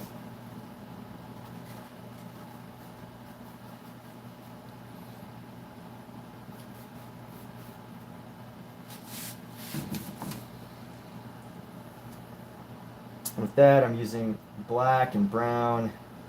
I use a black and brown here. So this would be here, right there. Here we go.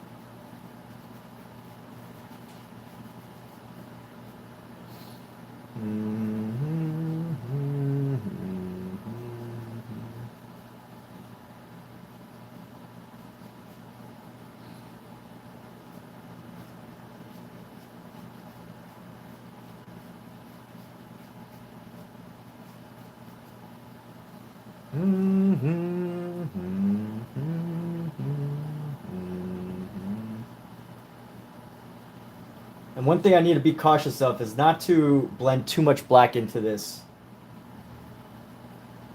but just kind of have this as a subtle shadow to go around the outlines and work on capturing their personalities based on how they're chilling versus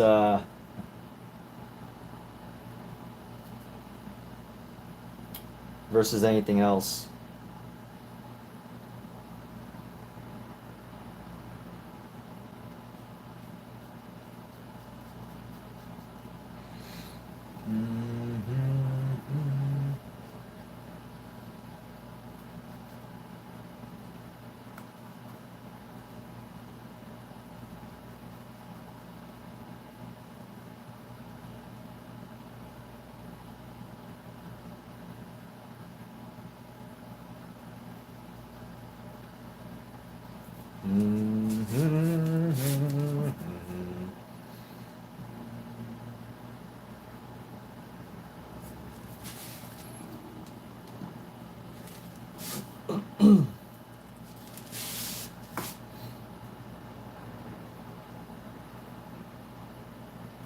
Actually, she's probably more of a gray.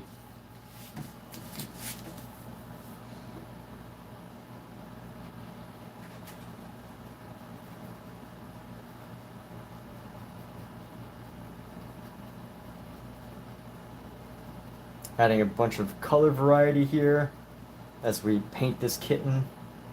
And he's got these like this little swirl kind of coming down to his leg here.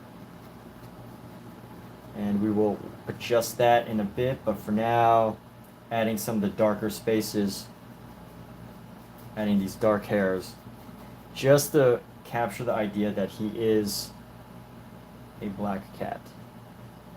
But I still just love the color variety.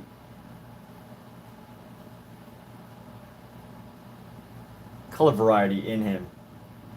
And I know that might sound silly, as like, you know, you're looking at this, you're like, a black cat doesn't have color variety, it's just a black cat. But it's like, if you really look at a black cat in any type of light, it really does change depending on where you're looking at it from.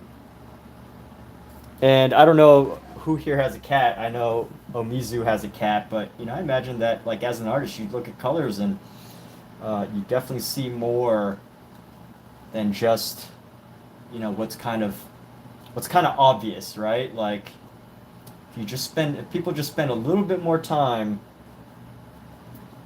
they can find so much color variety in a lot of things.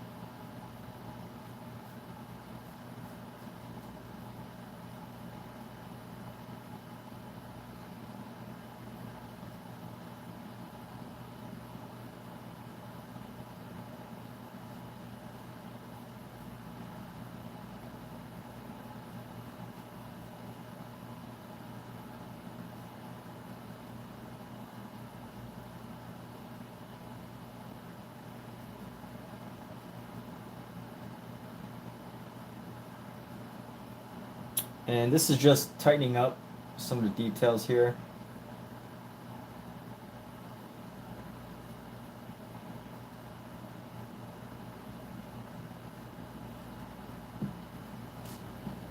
And I think once we finish up with the eyes at some point, it's going to totally make everything make sense. That's one thing. There's some features like with any painting or any like thing that you're looking at where as soon as you add a specific detail, it ties everything together. So just leaving these eyes empty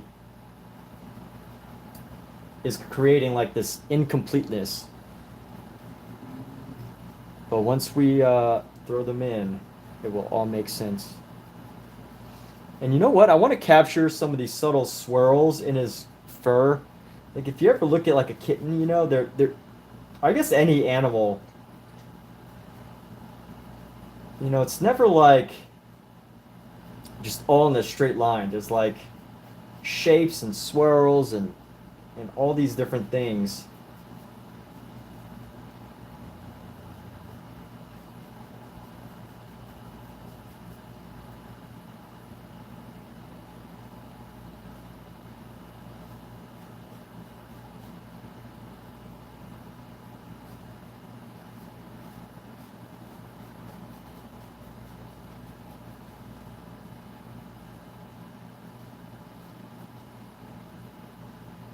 Oh, here we go. So I'm missing a tail, part of the tail here.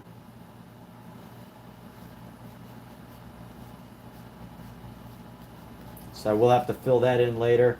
And I'm missing this area of paint. So what I got to do right now, what should I do right there? I'm going to go with some yellow here.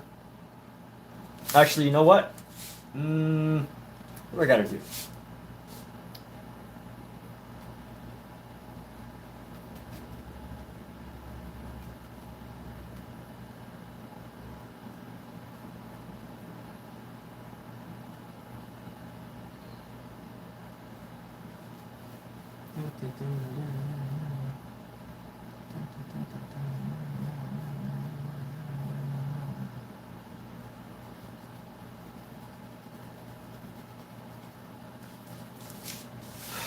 Okay, clean off this brush.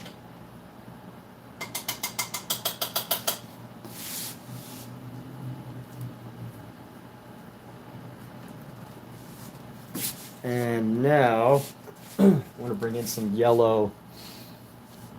Where did I want to bring in yellow? What was I doing? Oh, here we go. I want to mix this yellow in with this blue. Because like his hair, it's kitten hair. It's still coming in. It hasn't fully developed yet.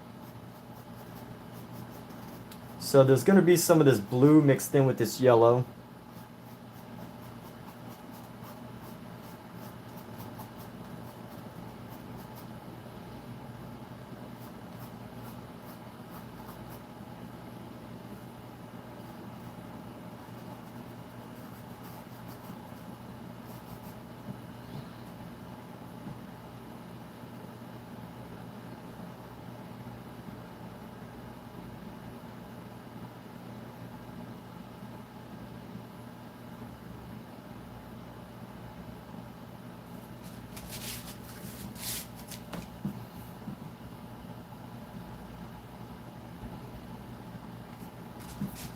And once I've filled in the color completely, I think we can go and move into some new areas.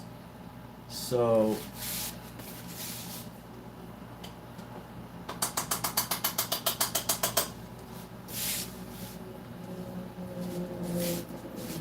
this kitten I want to fill in with more of this like really crisp blue.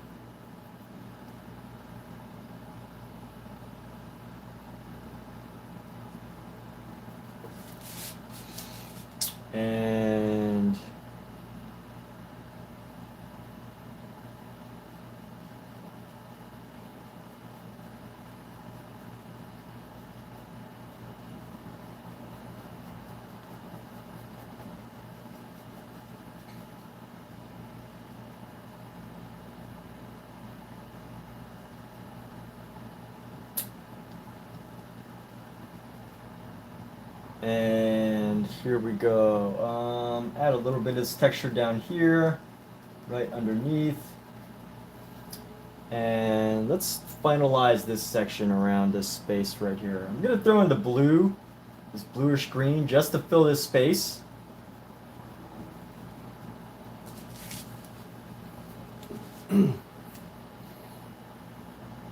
But now here we go. We're gonna going to paint the rest of these eyes. So.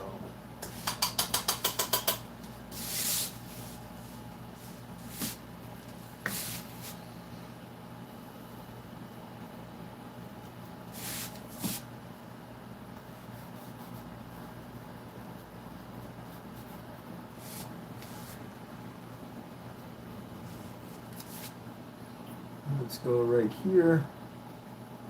We're gonna go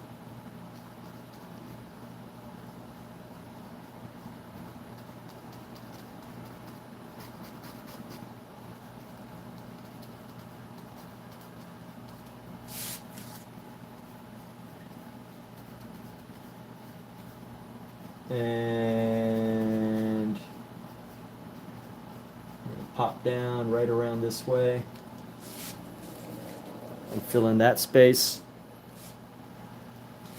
And then this little space right here,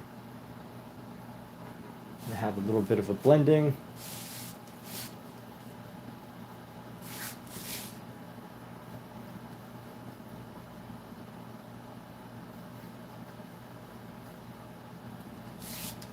And I'm gonna go with the red.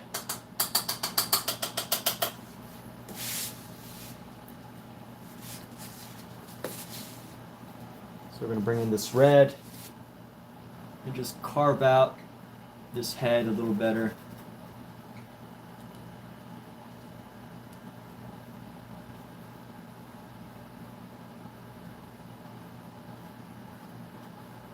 And this arm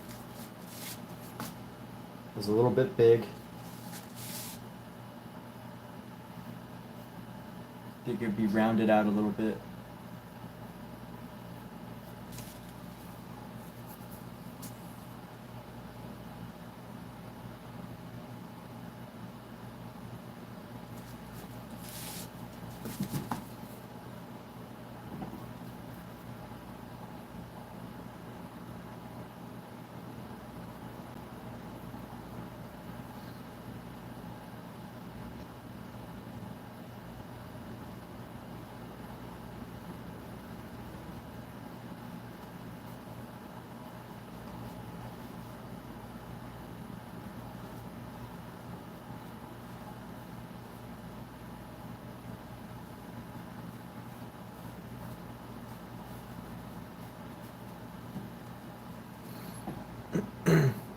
And here we go. So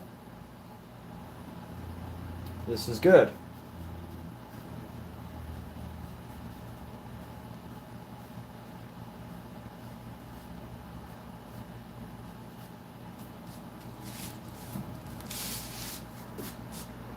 And let's go into this ear up here.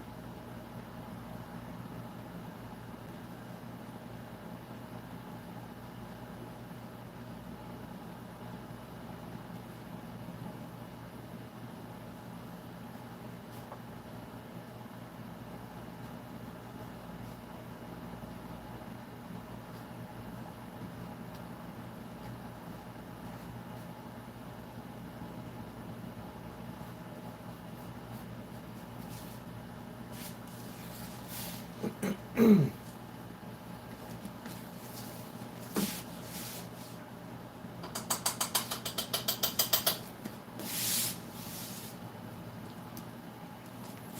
here's what we're going to do. We're going to paint in these little emerald green eyes. So let's find a good emerald color, green with yellow. Jade, maybe. Jade might be a good term for this. So, blending to find just the right color.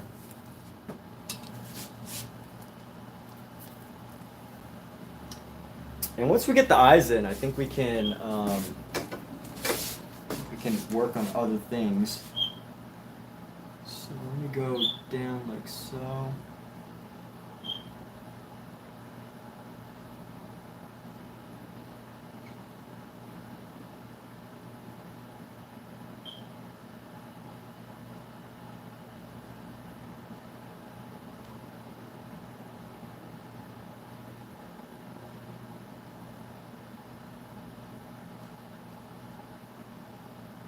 Little alien eyes. And then give him the same alien eyes.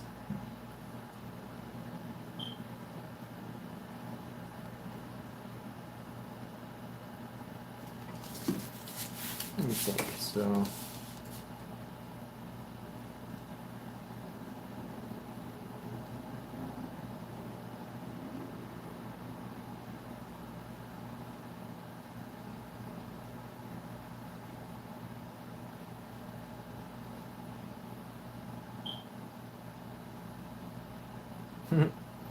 Little green alien eyes.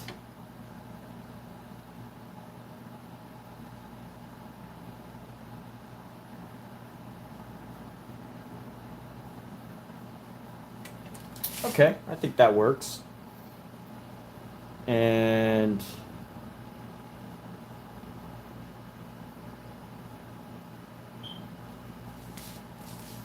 let's establish another color zone here.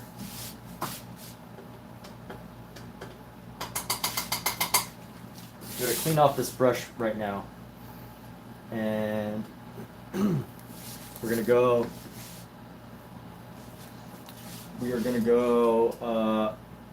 actually, what color should I paint this hat? This hat is gonna be, it's a lot of warm colors, cool colors. Let's give him a nice blue hat. Give him a nice blue hat here.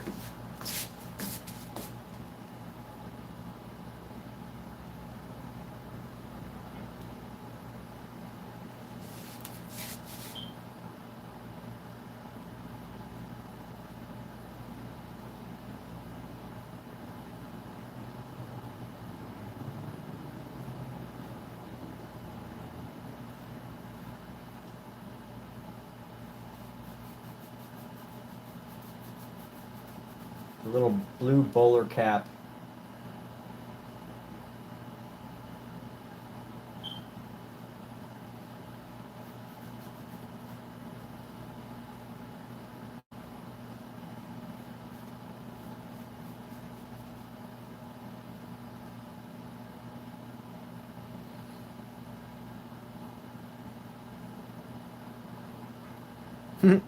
Okay, little blue bowler cap there. All right, cool. And what now? Go. Actually, I want to keep this brush. Do I really want to keep this brush right now? No, I need to go a little smaller now. Just a little bit smaller. And we're gonna go paint around the eyes. Make sure that we get rid of the outlines and stuff. I don't mind the outlines, but I don't want too much outline. So I want to go in with this dark black here, mix with the brown, and we're just gonna go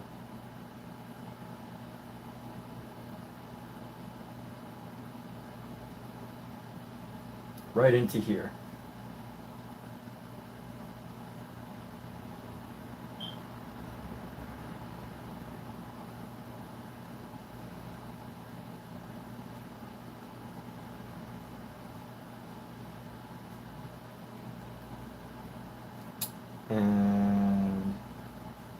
Make sure that we kind of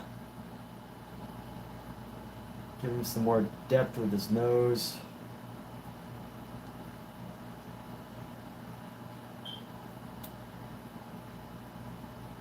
Make his face a little smaller.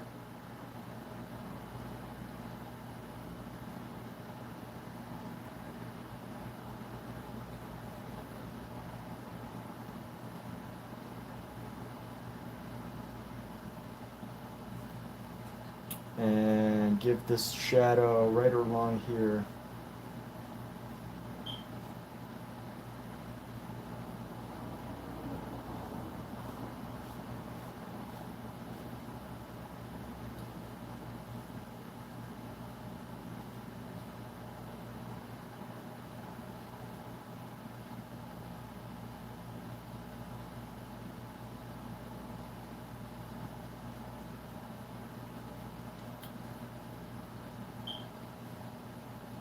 Okay, we gotta go up back with that guy.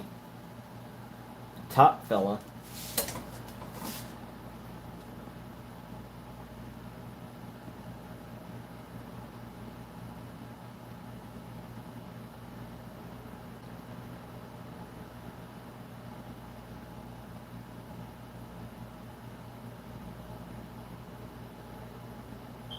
And come in here.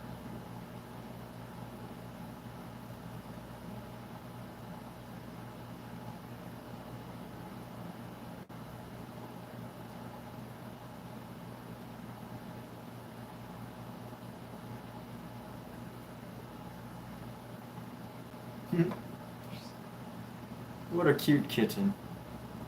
Alright, and we're going to go like that. Add in a couple details a little closer in. Try to blend in some of this black a bit.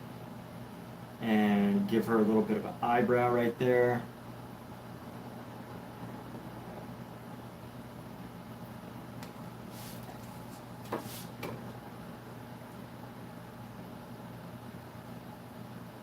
You know what we're going to do? We're going to paint in the eyes.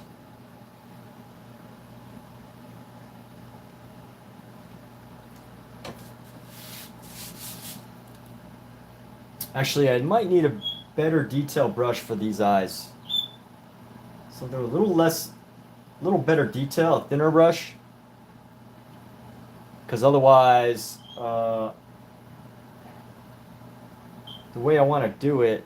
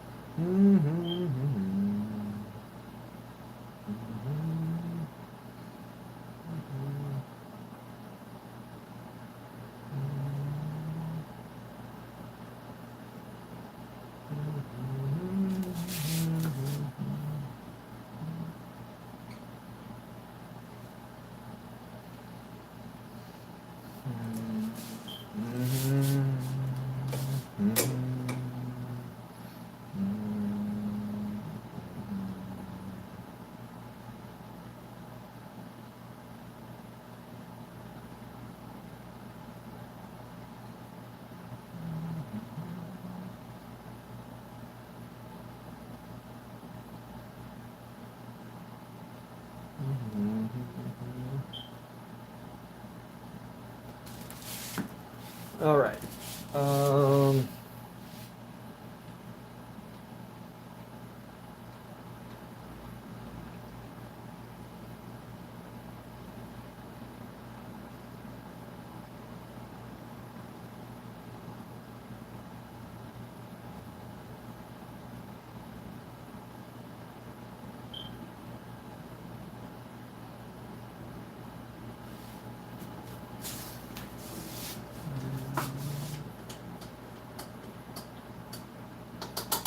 cleaning off our brush here. And we're gonna establish our eyes. That's our goal right now. We're gonna establish the eyes. So I'm gonna bring this down.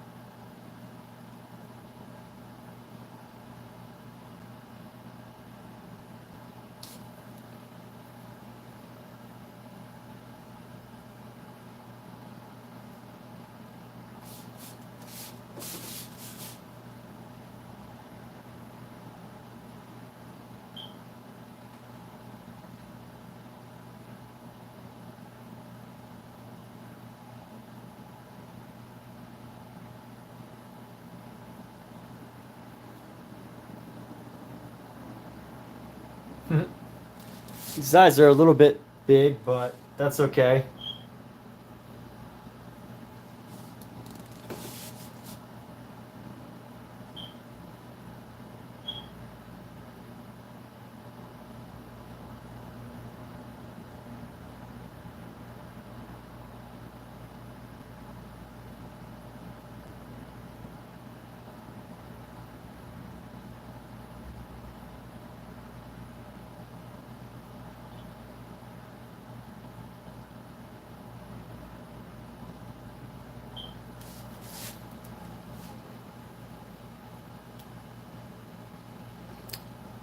And here we go. So this black that I'm laying into the eyes,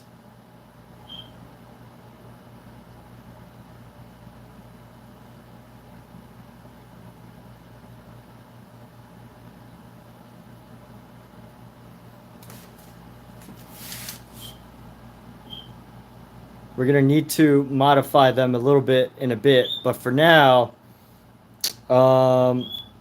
I want to start defining this painting quite a bit more. So let me continue on with this black. We're going to go into the eye right here, a little corner piece right here.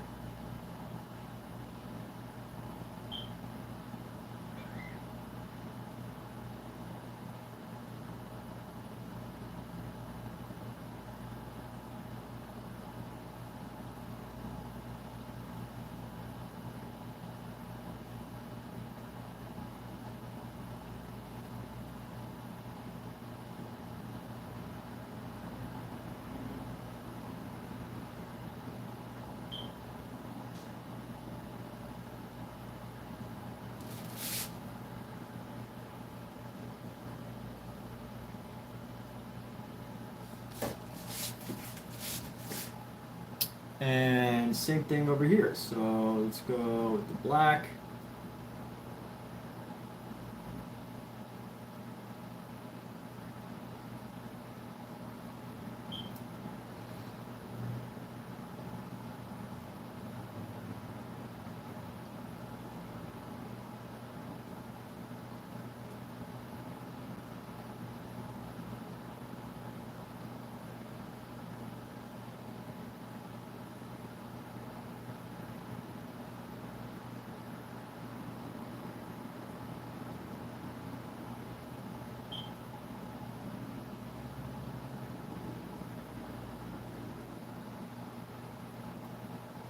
And here we go. So we're going to come around on this side, get this nice dark eye.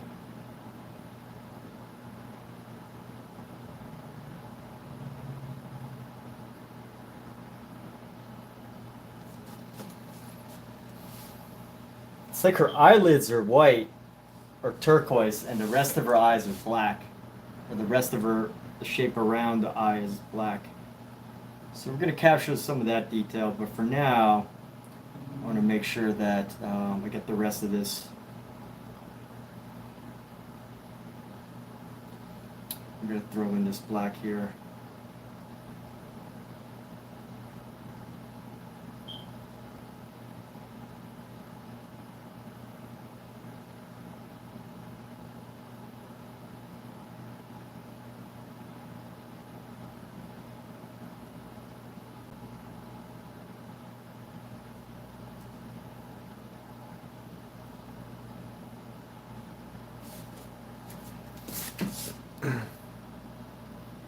And here we go. So, got the basic idea of the two kittens, right? Just the basic idea. And now, let's see. I want to darken some of the paw, just to get some of this detail here. Darken the paw.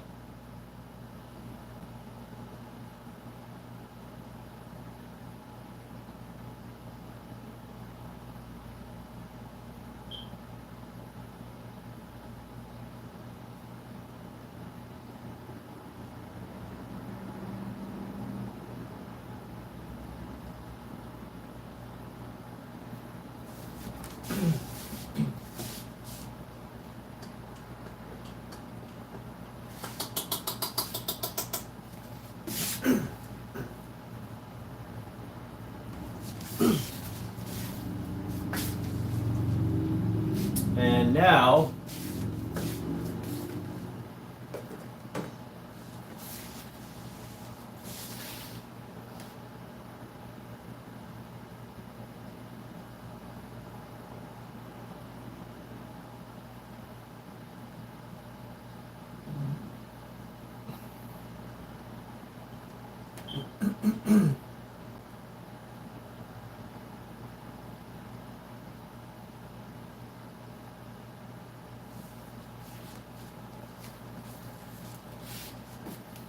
trying to think. So I don't want to just leave this as is. There's still a lot more work to do.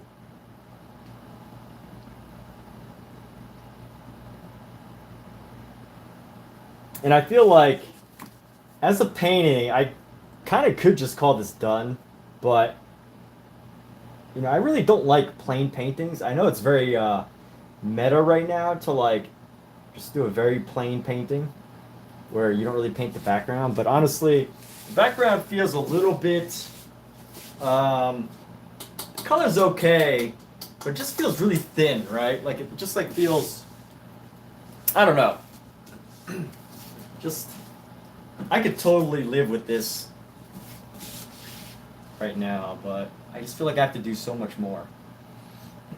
You are enough. You are enough, people.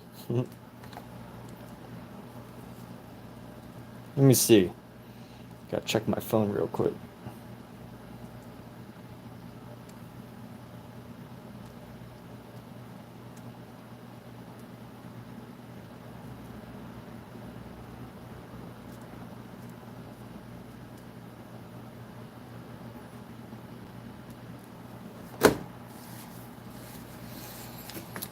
So I'm seeing this section's getting kind of lost. You can see that he's like chilling, but you know, it's not like, it's not, still kind of not obvious. The cuteness of his belly. That's what we're missing, is a lot of the cuteness of the kitten's belly. All right. I'm going to take a few moments, and I will be right back. Actually, you know what? Let's keep painting. I took a break a few minutes ago. What brush do I want to use?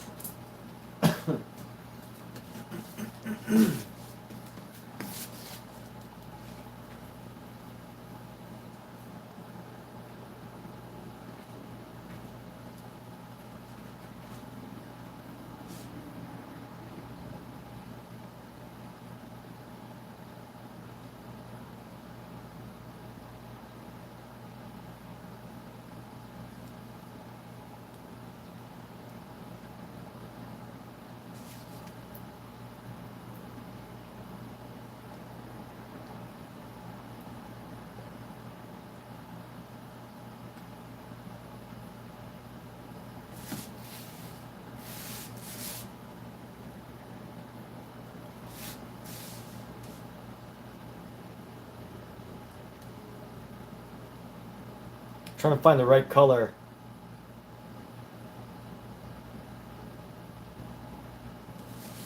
Should just use a palette knife. What am I doing? Use a palette knife, Emmett. That's what you bought your palette knives for. So.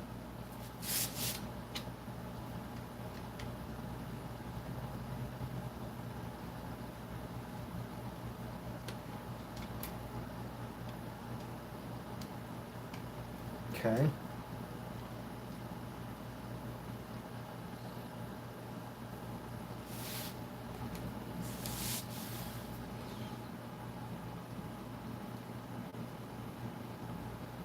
All right.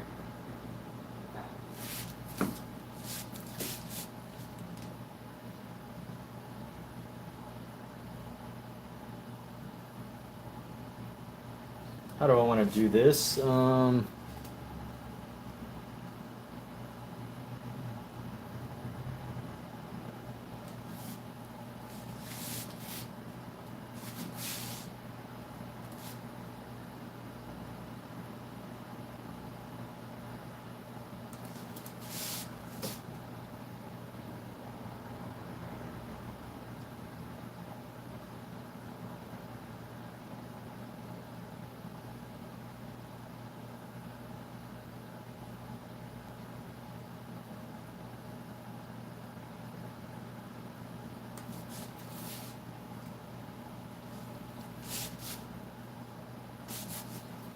gonna make this actually go around.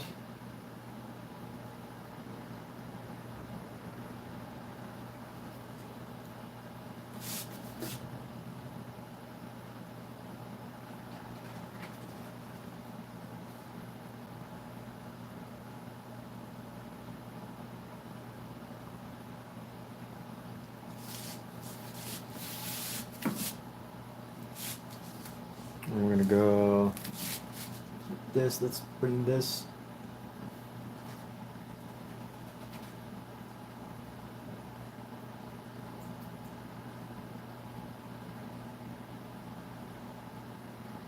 I'm gonna go with impasto and lots of brush marks. So we're gonna go like that, like this.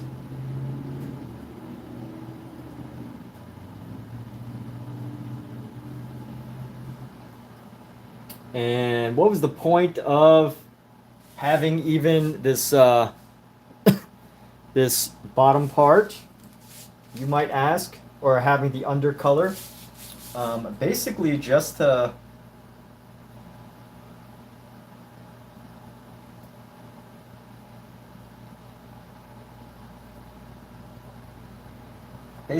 have a foundation color.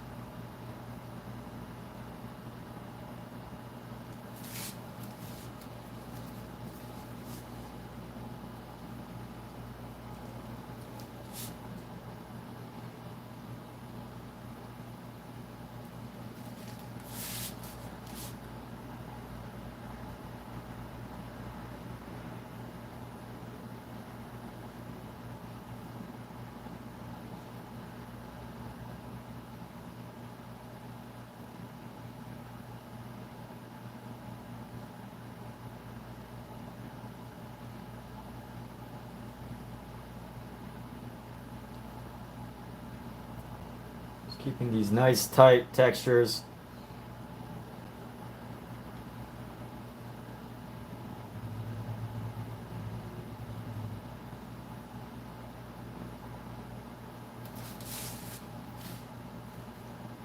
Danny E, late tonight, just got home from a work party. Nice. Hey, thanks so much. Thanks for tuning in after work party. I know, like, you're probably winding down, and I hope that I can only help to make that easy, to make that transition from a wild and crazy, what is it, Tuesday? Alexa, what's today's date? What's today's day? September 10th, 2024 was on a Tuesday. So it's Tuesday. So I can only hope that whatever is going on in your life, that this helps you to wind it down in a positive way. So right here, gonna go up with it, and then boom, boom.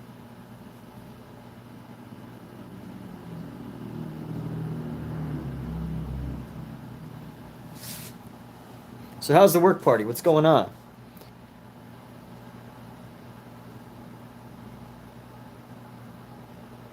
Is the work party something you enjoy?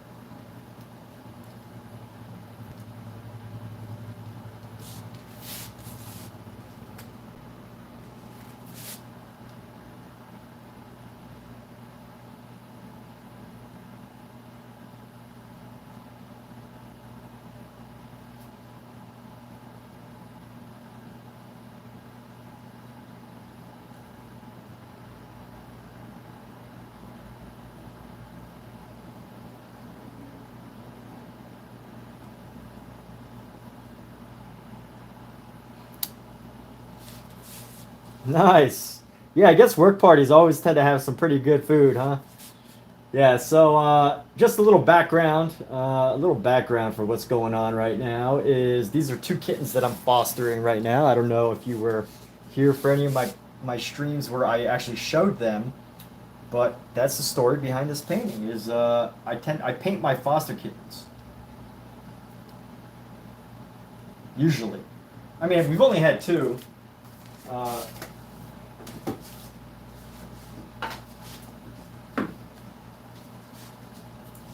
This was our last kitten. He has since been adopted. This was a painting I did that we put on a coaster. But these two are going to be a little different. This painting's going to be different.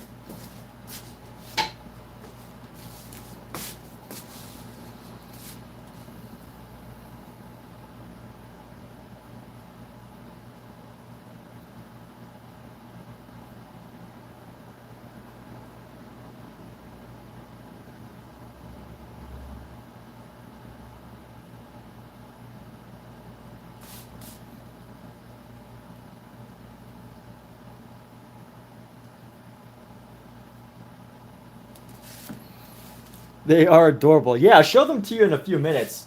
But I'm on like I've got momentum on this section right now. Happy to show you the kittens and the adorable kittens.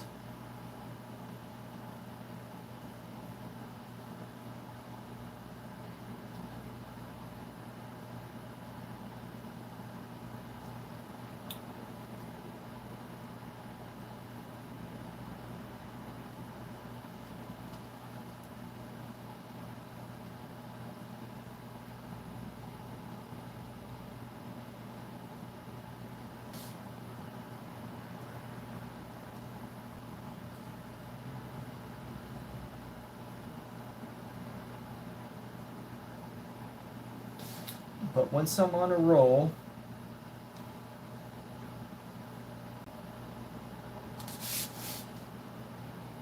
gotta keep that momentum flowing.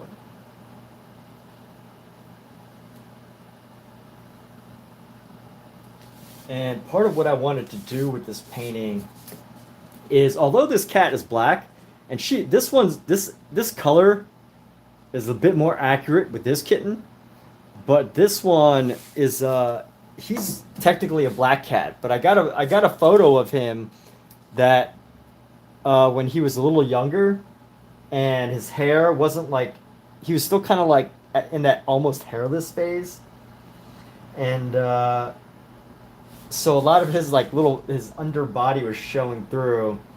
So I think that's what results in like some of the lighter areas. Caitlin Brode. No, well, these are cats that I'm fostering right now to answer your question. And I will show them in a few moments. these cats will soon find their forever homes. If you're in Los Angeles, maybe that can be, you can be their forever home. But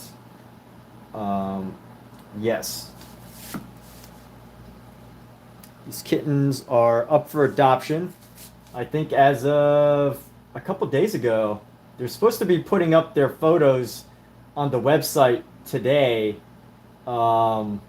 I don't remember the exact name of the website, but let me see. Someone told me the website. It's an official adoption page. I don't know if they put them up yet, but I mean, the chances of two of you being in Los Angeles ready to adopt a kitten is very low, but just want to throw this out there.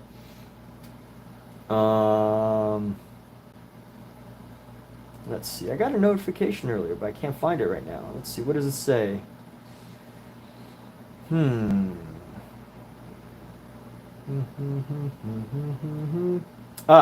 Pet Finder. So I guess it's petfinder.com. I don't know. I don't know if that's an actual website, but or if it's like specific to the Los Angeles area. But these kittens are up for adoption soon enough. I mean, they're up for adoption now. If you were to message me and be like, hey, you're in Los Angeles, you want to adopt a kitten, then we could totally, you know, get you in contact with the animal shelter, and they can help you we could figure it out. But you know what? Long shot. Just thought I'd put that out there. Until then,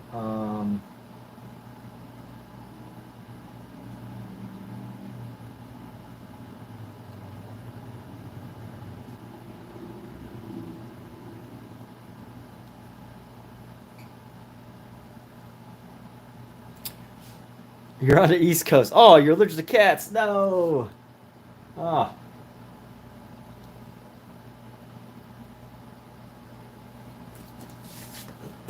One of my favorite things to do is to pick up a kitten, bury my face in it. Better if there's more than one.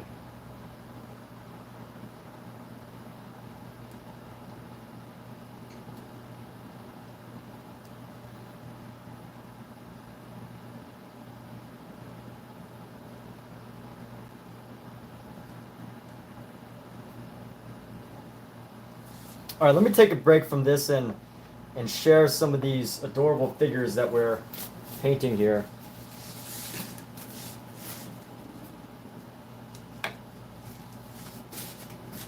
Let's see, where's she at? So she is sleeping on the floor.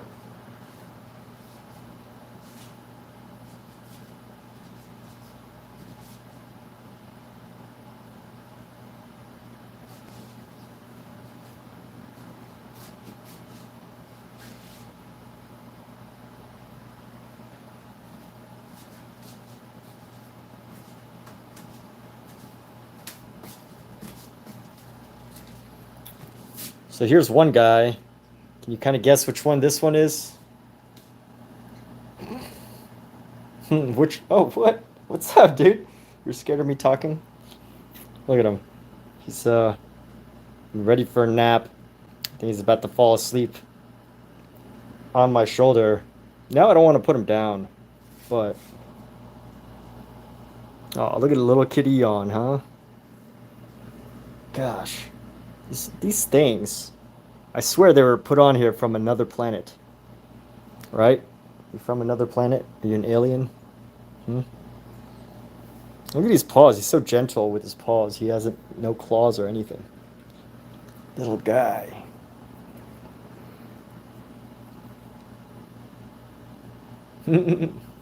Yeah, he was smaller a couple of months ago, or a couple of weeks ago. But now I can only fit one of them in the palm of my hand. He doesn't want to be seen. He's being a little camera shy, right? Oh, there we go. Little kitten yawn. Little kitten yawn. Ah. Yes. Okay, buddy. How's that going? You like being watched while you try to nap?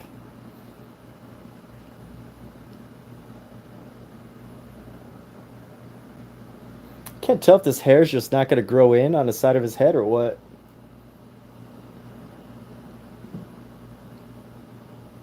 Our adult cat has this where it's like, it's kind of bald around the ear. I think it's normal, but anyway. Anyway, let's put him down. He wants to sleep.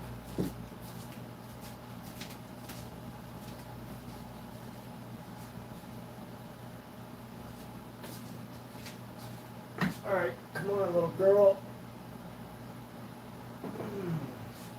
Let's see the other one.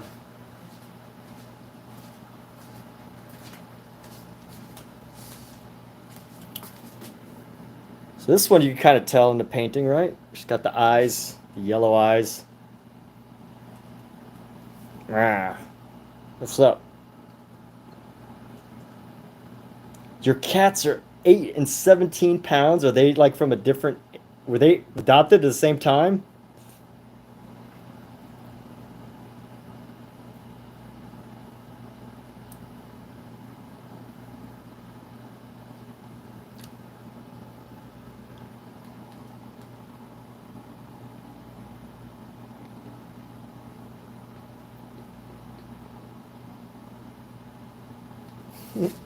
Mwah.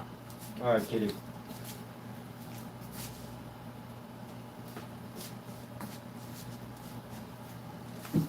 You get a drink of water before I keep talking.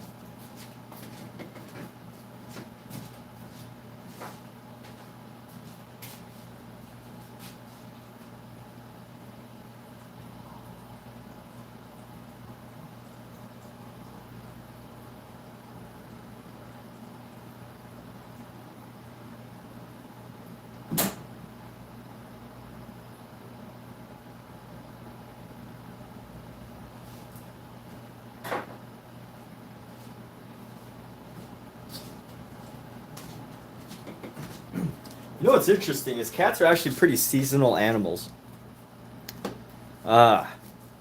So are they fully grown?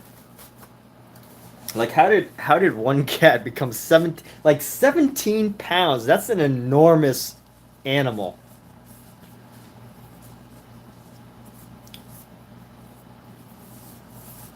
That is one enormous animal.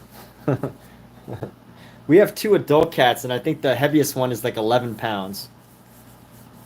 And he's chunky. One is 17 pounds, 5 years old, and one is 8. What? My goodness.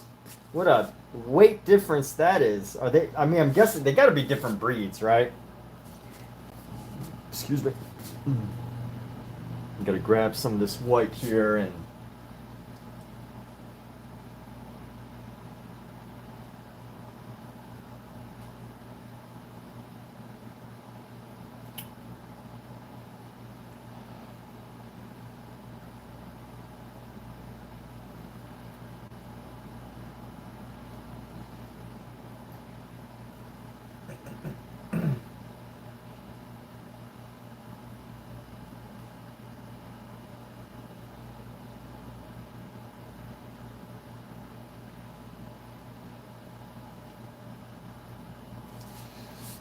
one is 17 pounds. Oh my goodness, 17 pounds.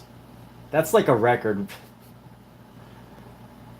That's like a record. That's probably one of the biggest cats in your local community. I don't know if you live in a small town or whatever, but like, I'd be willing to bet that within a 10-mile radius, you probably have one of the biggest cats.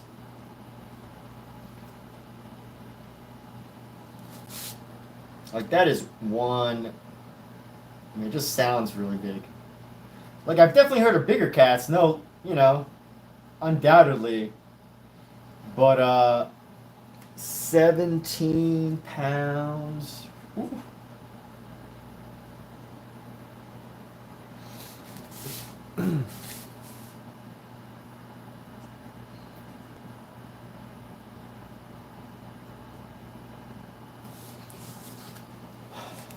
Okay, and I'm just gonna keep this painting going. Let me.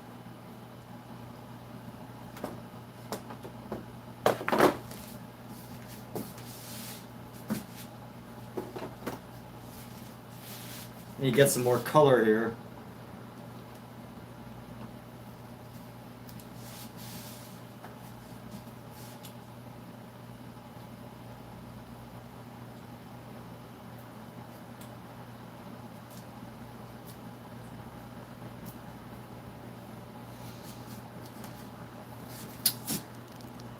And Danny E.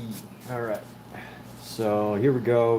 I'm laying down some yellow right now. The goal is to, the goal here that I'm working on right now is to expand the color range of this pink area. So that's my goal right now is I want to expand the color range, expand some of the textures of this section here. To have more white, more red, more pink. And I think yellow is going to be our main like unifying color. So, you know, this is going to be a red, this is going to be a green, and we're going to have yellows in between so that we have something that kind of unifies all of the colors. And of course, you know, red and green, complementary colors. So, you know, this color palette actually makes sense. But I did want to use the yellow to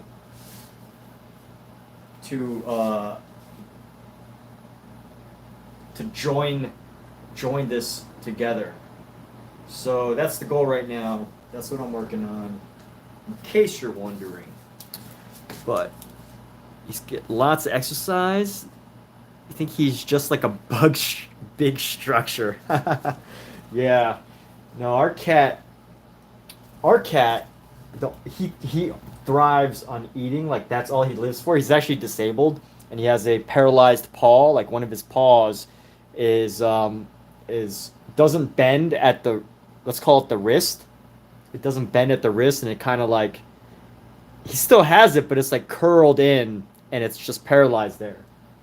So he's a floor cat. He doesn't like to climb or jump or anything. Like the only thing he really gets enjoyment out of is pretty much eating. So I understand it. I get it. And the best thing we could do for him is try to help him live his best life.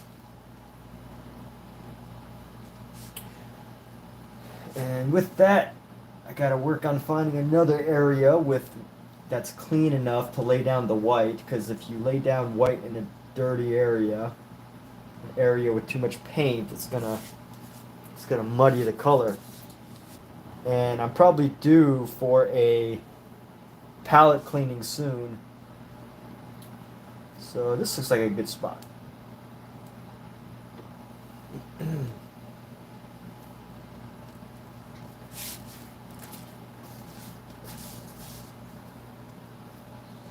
Okay, here we go.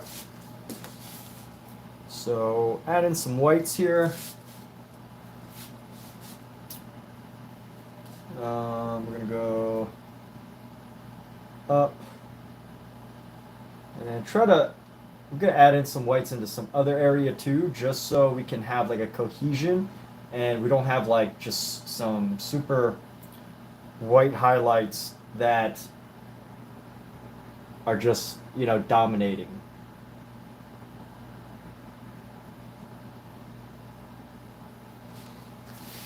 You know, I want the white spaces to just make it pop, to make the painting pop, not so much to have it as a color, right? Like, yes, it's there as a color, but what I mean is like the purpose of it isn't because it's supposed to match anything, but white is just here to create an illusion, you know, a visual effect, I guess would be a better way of calling it. The visual effect of making you look at it and go, oh, okay, you know, that white's kind of interesting there. And we're gonna just have a little bit of yellow, not too much. I don't want this yellow to be, you know, over distracting. So here we go. With this painting, we're gonna go across and add in, of course, more paint right here. Bring in some of our yellow, and let's grab our white here. just end this little section right here with our yellow. And here we go. As we go further in, there's going to be more.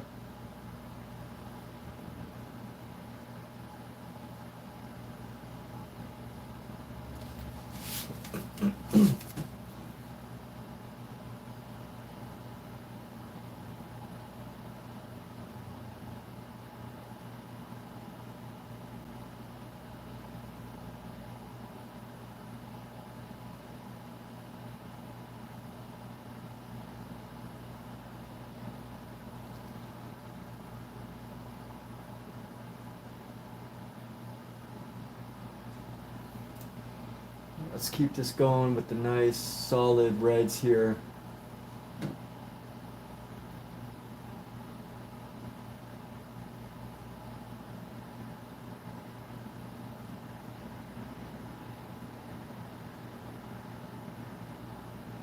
Okay, so I got a little bit of the blue in here, but that's okay.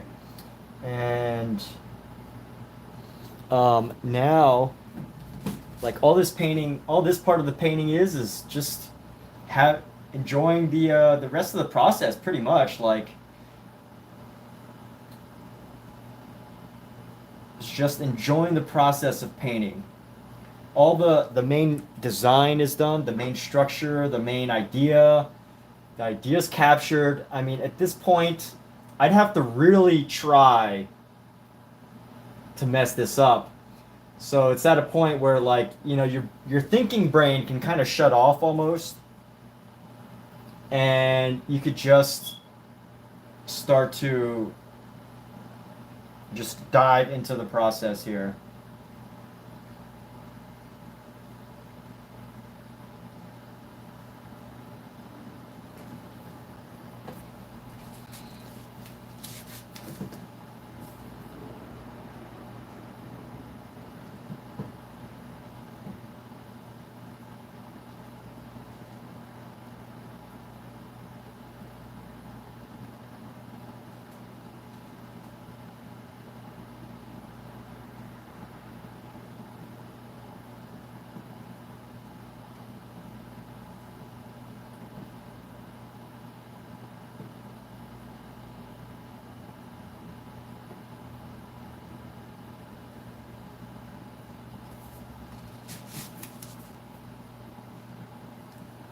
And yes, so going for nice, you know, thick, broad lines etched across, just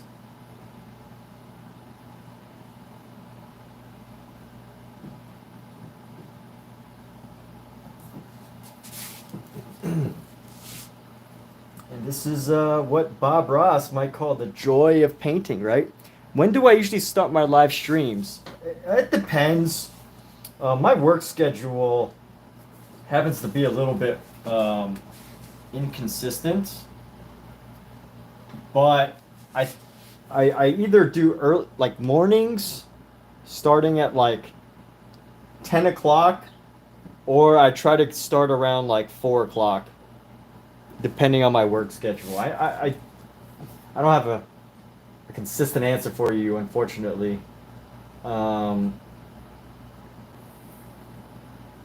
But yeah, today I think I started around 2, or maybe 3, I think, actually.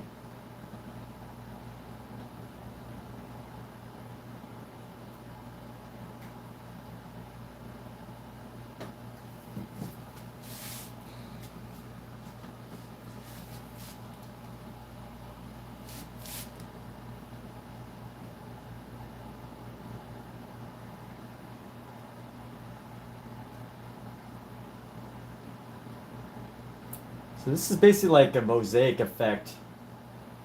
One of my other viewers called it like a tiling effect.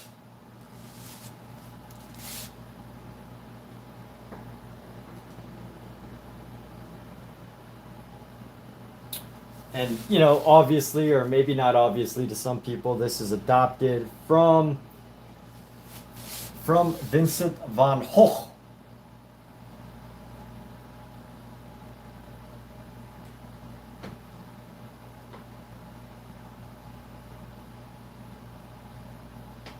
in the sense that he would use these like consecutive brush strokes right next to each other.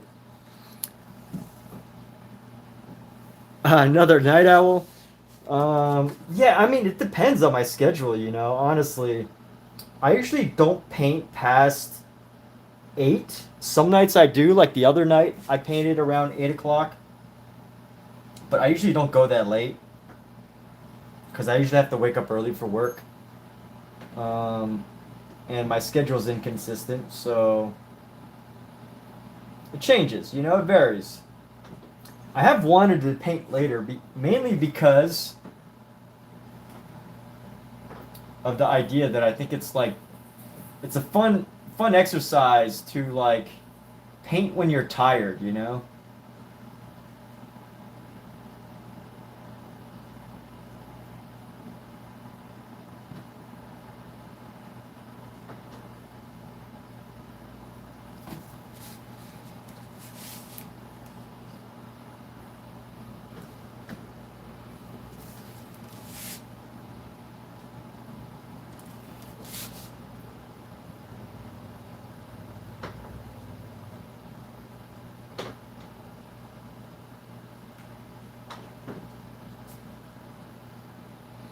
And here we go. So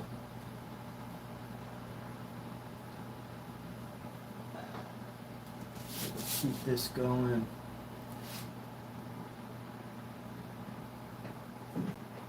I have a frog. What do you mean? Cause I keep clearing or.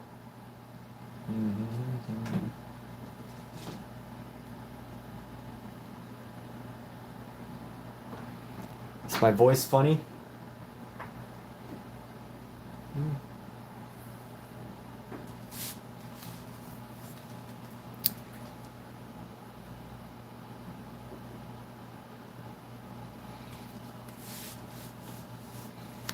So Danny Omizu is also a painter. I don't know if he does live streams or ever will, but yes. I clear my throat a lot. Especially after a meal.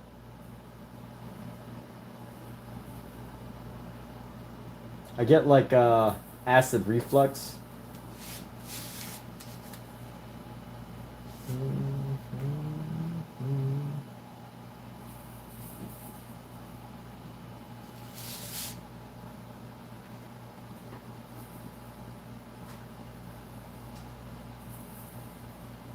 But it's good to know if it gets annoying. So artist, you do more sketches. You're not a YouTuber though. Are you looking to get into making content with your artwork? I feel like this has kind of like curved in and I need to make it more perpendicular, or maybe not. Maybe it's perfect the way it is. I want to try to even this section out a bit though.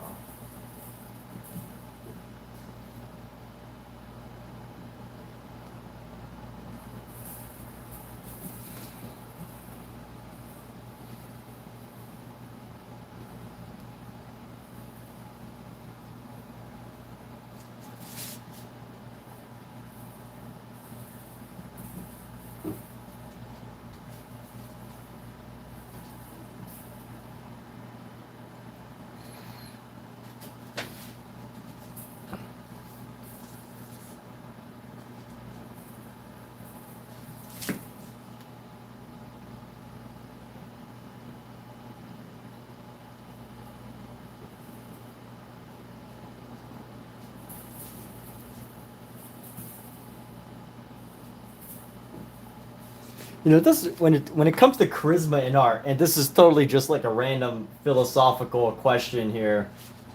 Omizu knows that I usually like to throw in random discussion points, but it does make me wonder how many artists that you know of do you think were actually really charismatic? And by the way, Omizu, I appreciate that feedback. I appreciate you letting me know about that because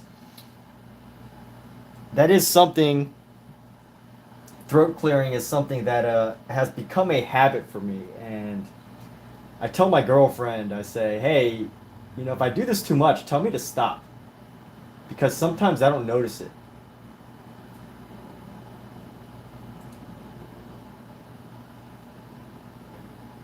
It's just like a thing that I do.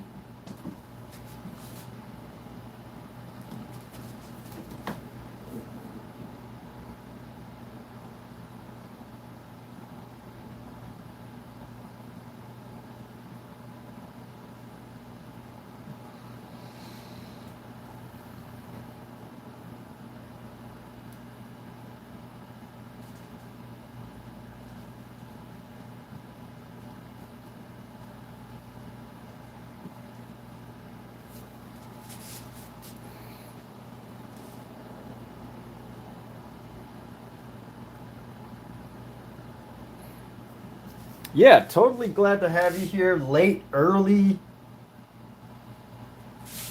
late, early. You're all welcome.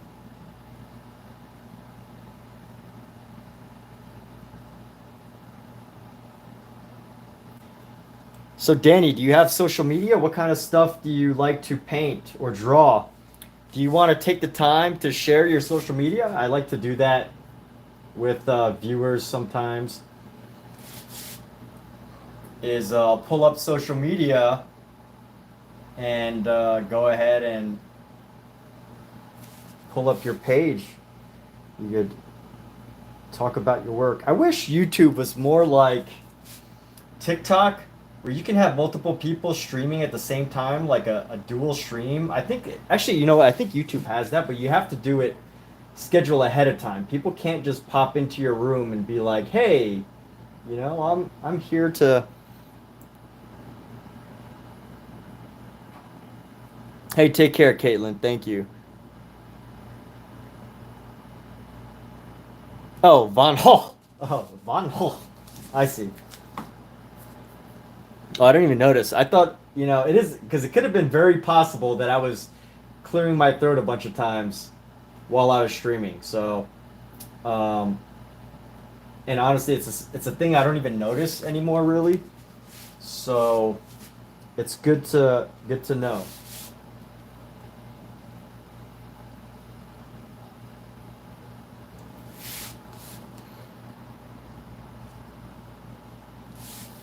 Yeah, I make the effort to pronounce Von Hoch's name right. I make the effort to pronounce it correctly.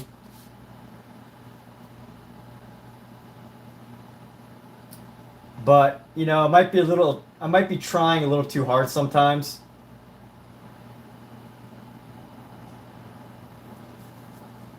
But I feel like for YouTube, if I'm going to stream on YouTube and talk about them on YouTube, because the audience isn't just in America. Hey, I've never. Okay, well, I got to know when your next stream is so I can pop in when I'm free or whatever. Or we can do a dual stream sometime.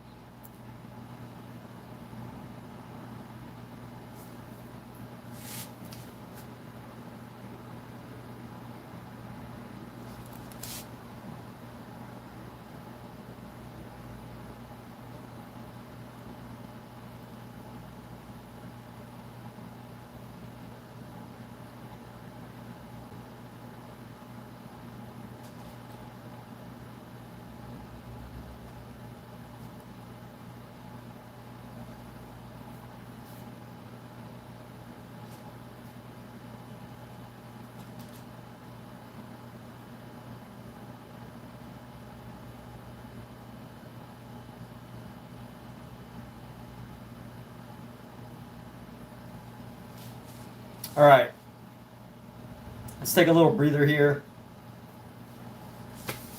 And we're going to pull up Danny E's DeviantArt page.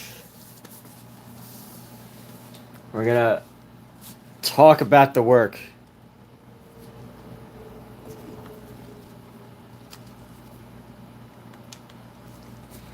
So I don't actually have DeviantArt on my phone, so hopefully it works in browser. Are you comfortable with that, Danny? By the way, if you're uncomfortable with that, you know, if you're like totally against that, please feel free to let me know. I didn't mean to, you know, I don't want to put you on the spot. I just want to make this interactive is my intention here. Oh, you were streaming. Dude, all right.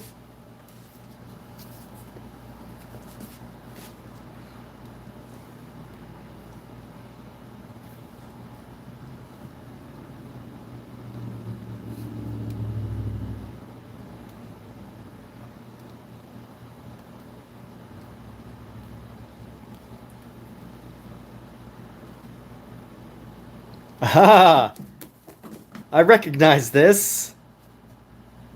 I see. I think you went with a little bit of your own design, your cubist, a little bit more cubist with this.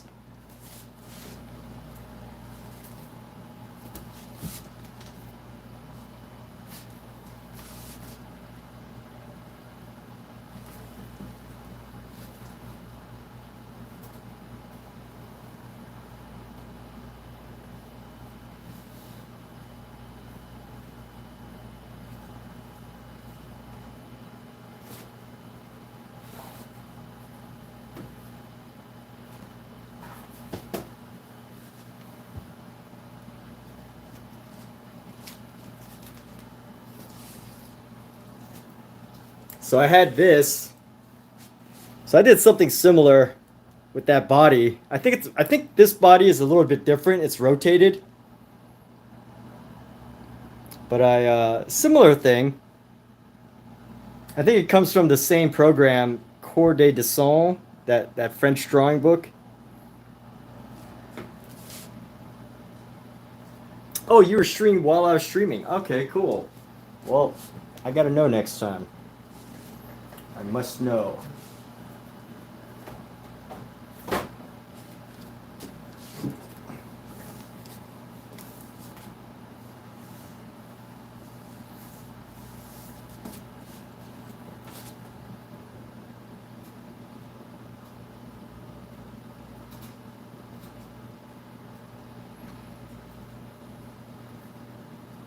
Oh, this is cute. A little animal baby deer animal sketch. That's adorable.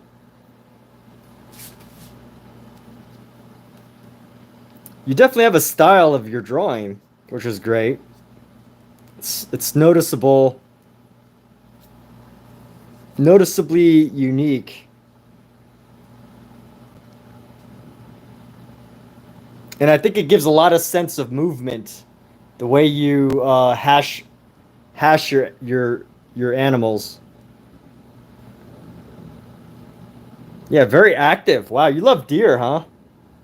Very active style you have. There's a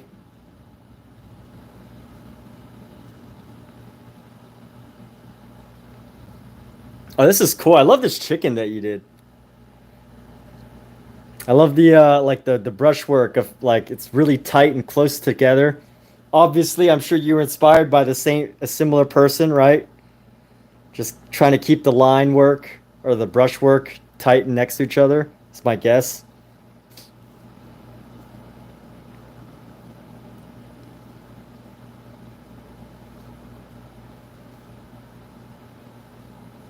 A good old classic living room sketch. I don't know if this is your living room though. Is that your living room or something next to it? You got a fireplace and a little teapot stand, guitar, piano. Ah, comforts of home. So it must be your living room.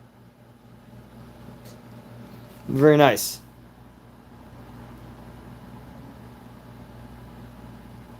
Oh no, that you weren't. That's just the way you like to do it. It's just like these lines, these tight lines up and down from each other.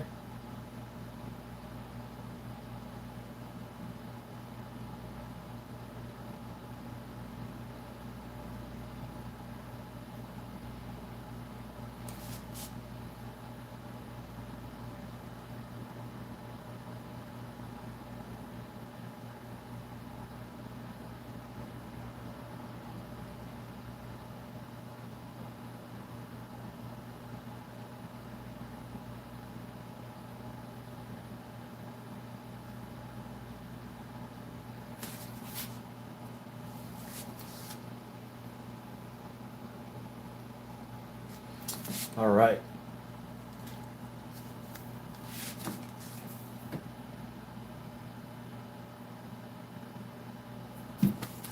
You know what, Omizo, am I even subscribed to you?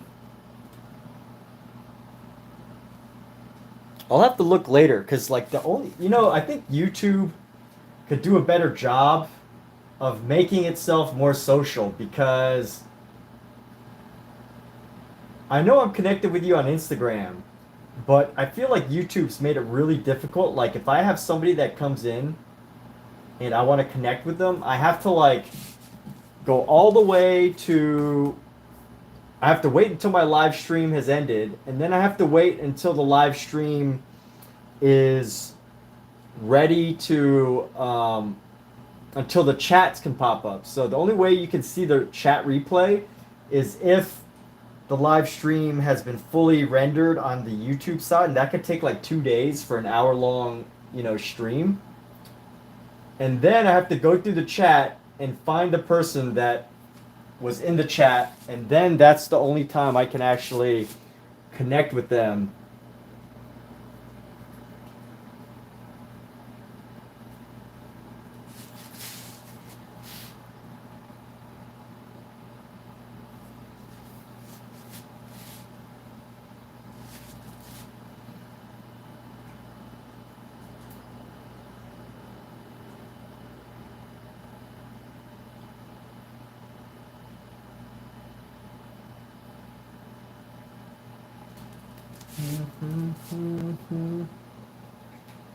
Alexa.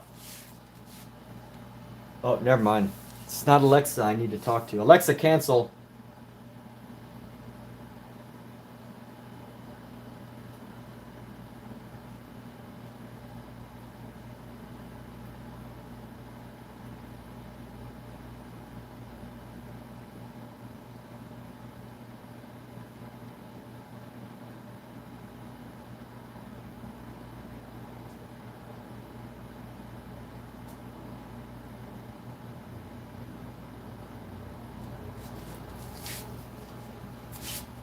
Okay.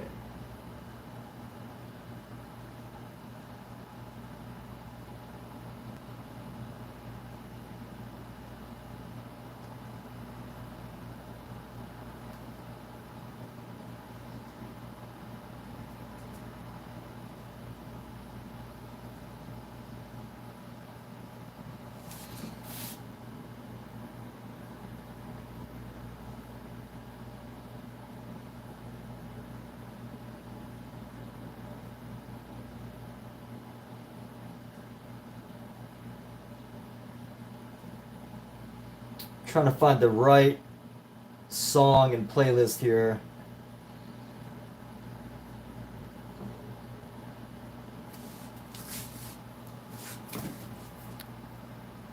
Yeah. Omizu, I'm totally gonna send them feedback.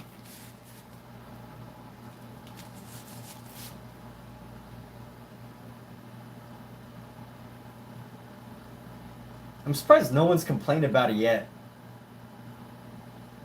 But I also think what the reason probably is that they haven't done it yet is, uh, I feel like a lot of streamers probably don't want to like. So I was on a Reddit group, and by the way, this is why I'm assuming what I'm about to assume.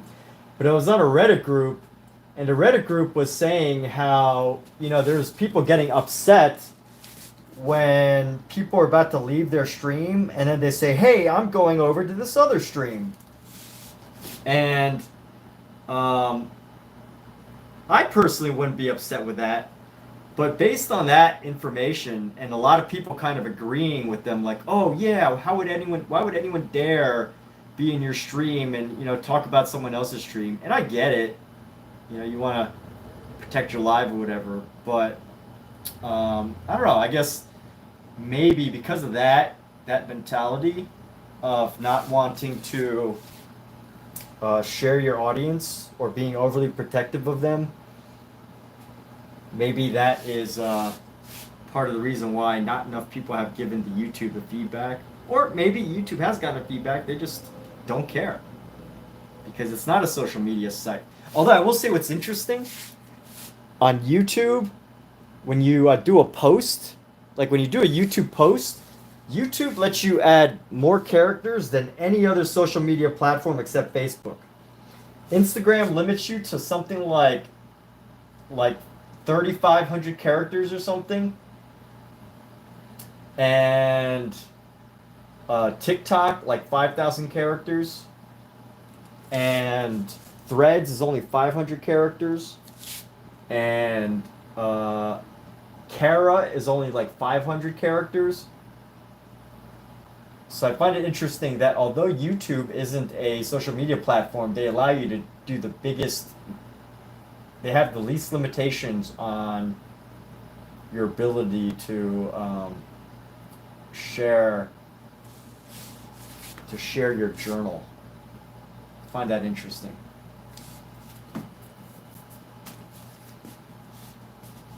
So anyway, food for thought.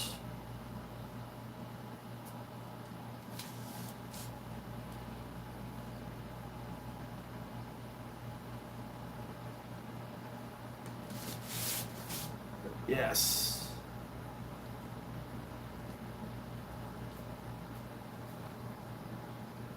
And right now I am using Rosemary Co brushes. So this is a Rosemary Co brush. It's called a flat ivory. And what I think ivory means is that it's their line of synthetic brushes. That's it. They just wanted to come up with a name for it. So that's all it is these are the synthetic brush line from Rosemary Co.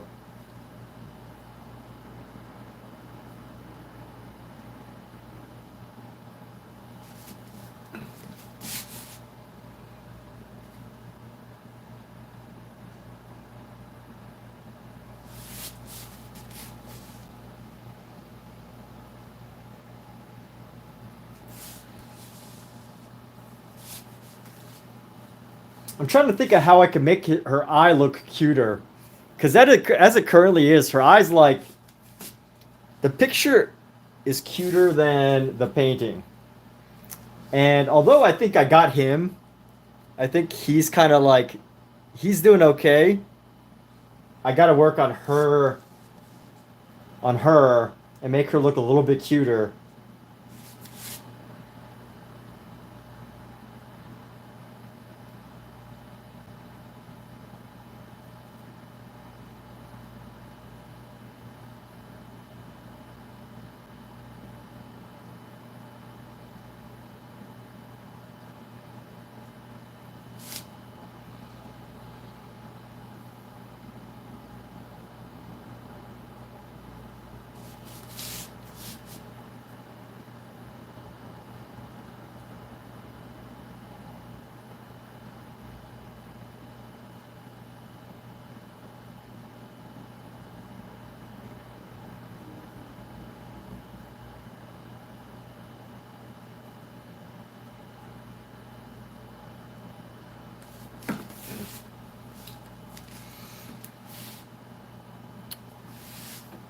So, Omizu, you're not chat or the comment section. So you are in the chat, but not the comment section. But the problem with the chat is you have to wait like a day or two. You have to wait like a day or two before you can see the chats because it needs to like sync into YouTube. I don't know if you know what I'm talking about, but you can't see chats. Oh, you're asking which one? What do you mean? I'm kind of confused now. If it was something I said that you're using as context, I probably forgot what I said, to be honest. So you might have to remind me. Yeah, I kind of get lost in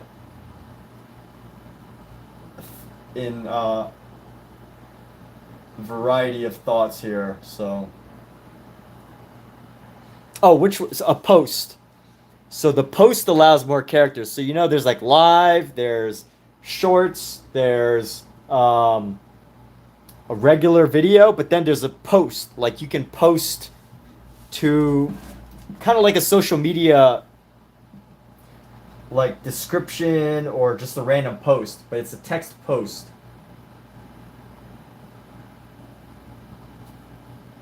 You could post I don't know if there's a limit, honestly. I feel like YouTube would be the type of company that would allow an unlimited amount of characters as a post. I mean, so long as it's just not like ridiculous spam. But honestly, I don't know why anybody would want to just post hundreds of letters of ridiculous spam onto YouTube. Because, you know, it's like, it doesn't help the business. It doesn't help anything, really. And, you know, it's like kind of a waste of time if you were to just post random spam. Whew! Alright. So a lot of work so far. This,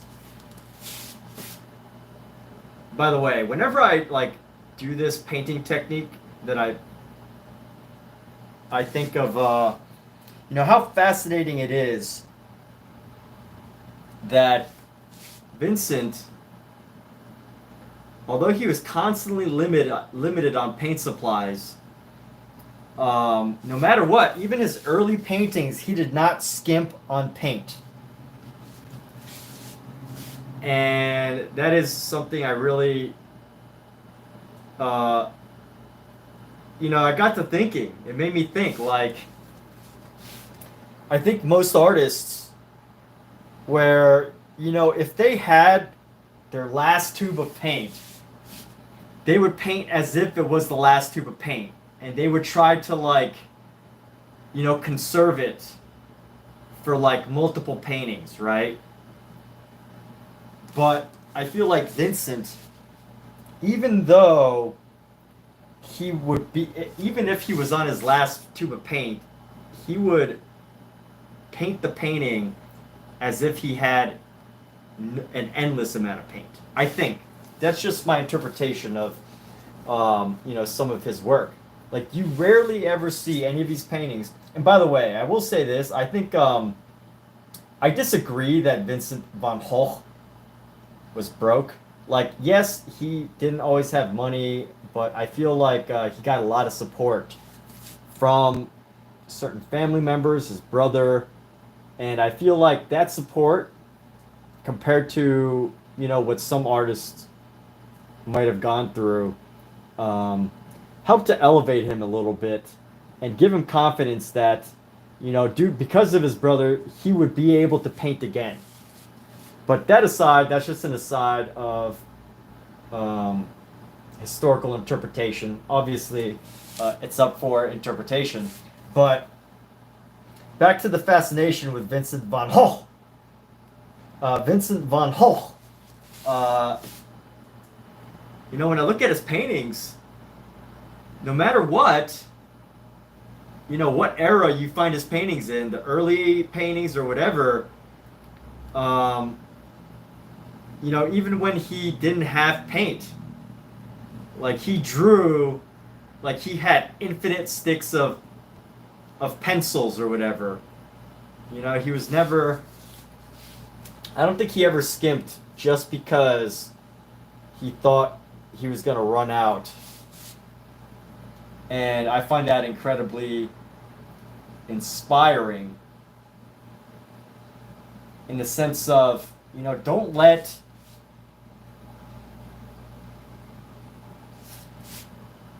limitations stop you. You know, give it your all. Give it your all. That's like my takeaway from that. But anyway, which one allows? Gotcha. You've only done that once. What would I rather have, a tube of paint or a finished painting? I'd rather have a tube of paint.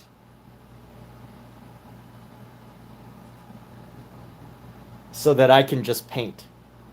Is that a philosophical question, or was there like a right or wrong answer? I personally would rather have, or were you kind of like riffing off of what I said and, you know, adding a spin to it?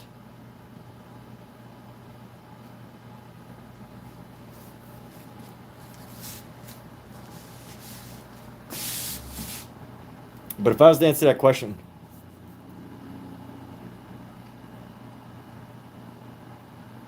yes. Pain and mental illness. My goodness.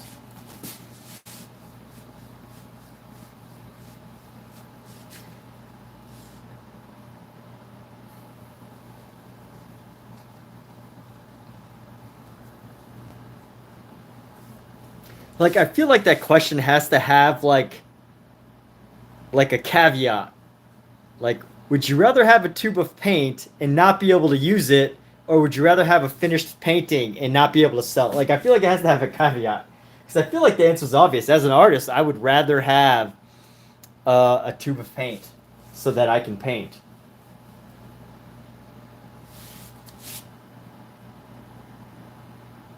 But unless there's some sort of like plot twist there.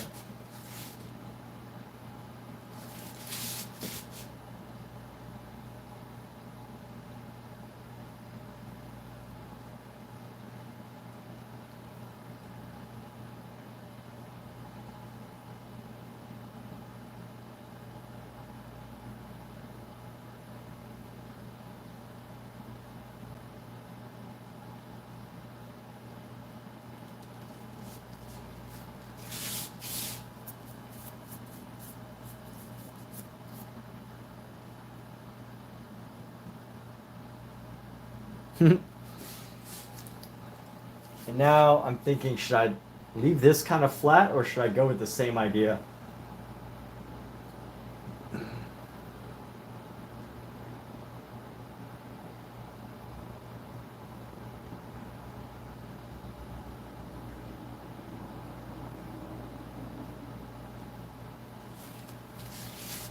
All right, time to put this brush down.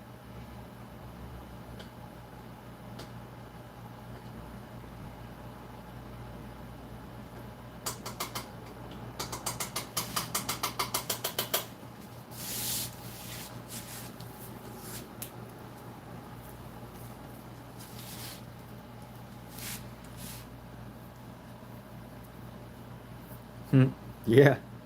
Would I rather have the painting or the finished paint? Yeah.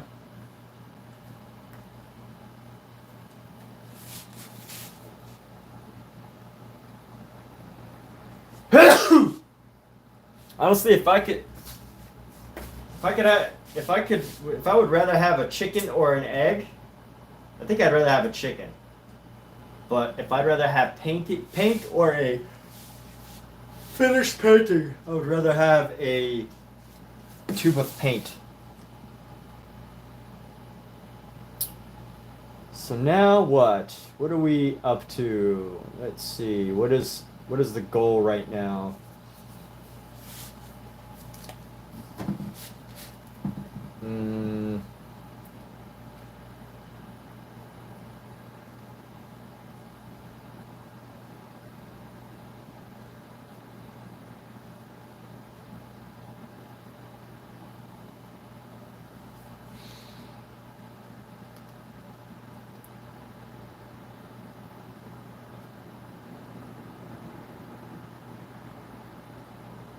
Okay, I'm just looking at the painting and now trying to see what the next step should be. I'm definitely gonna do something like this over here, but I'm just figuring out like how do I want to organize it?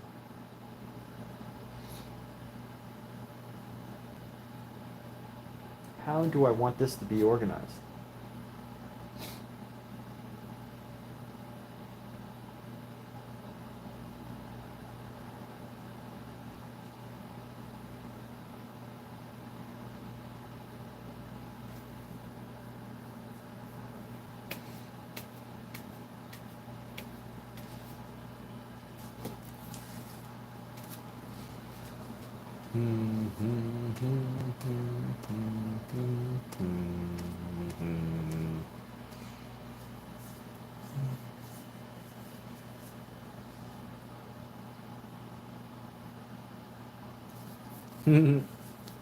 Thanks, Amizu. Yeah.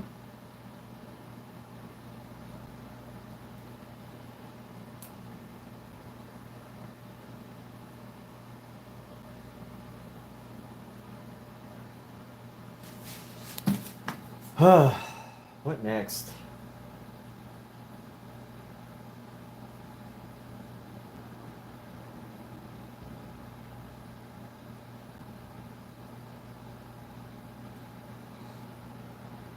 I'm just wondering to myself, do I want to do something that kind of like breaks up this texture?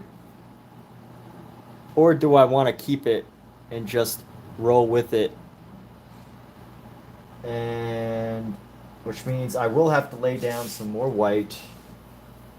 Get rid of some of this red. No, I'm gonna stick with my original plan. And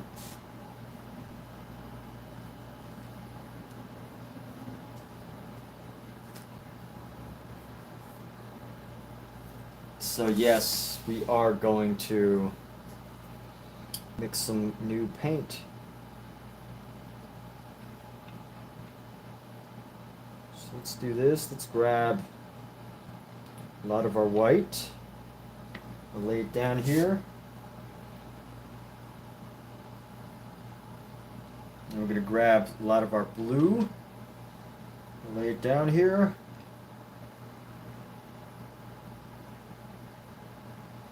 And then we need some more of that green.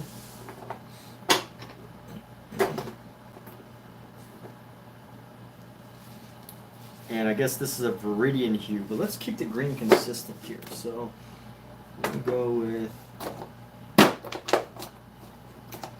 you know what, let me use up the rest of this tube of old is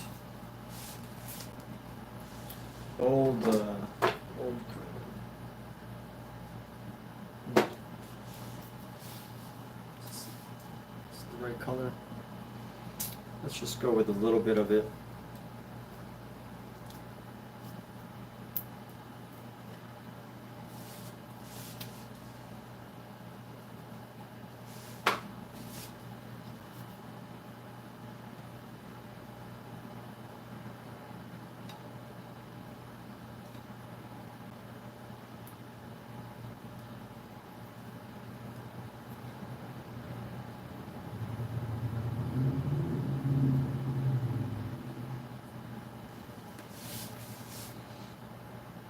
All right, and here we go.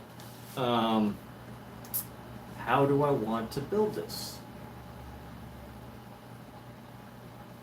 I think I'm going to go with an even smaller brush here.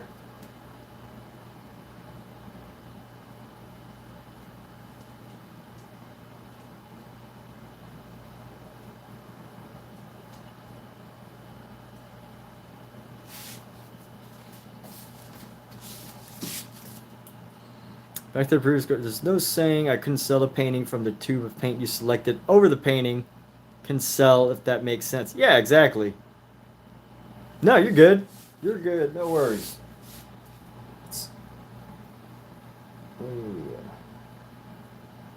No apology necessary. No, with this one, we're going to go vertical.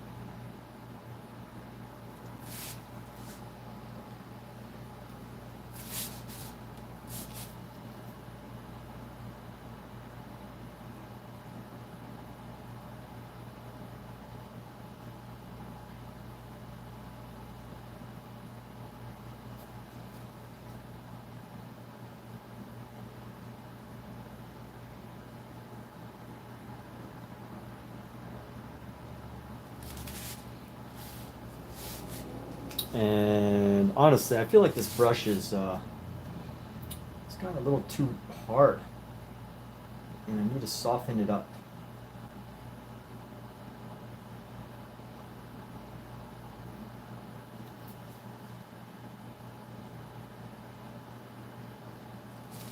So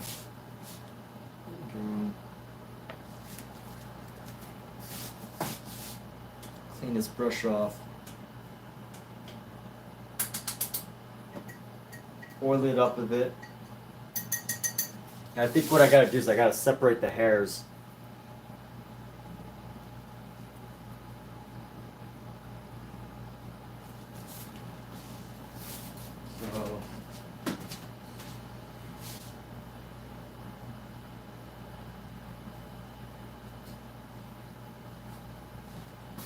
So I know this isn't necessarily a good thing to do with your brushes. So I know this isn't necessarily a good thing to do with your brushes, but you know, sometimes you know you've overused the brush, or you know the brush is having a hard time maintaining its softness, or whatever you call it. Whatever you're trying to get out of the brush.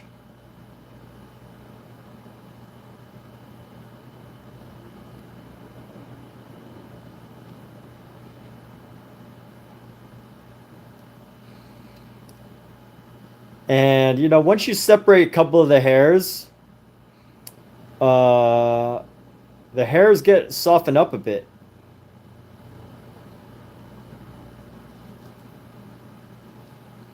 So I don't know of the most effective way to do this. I know I can clean this brush. And I have a cleaning device. I have a soap that I can use, but I don't think it's necessarily going to give me the details, the specific thing that I'm looking for, which is really soft bristles, soft, long bristles.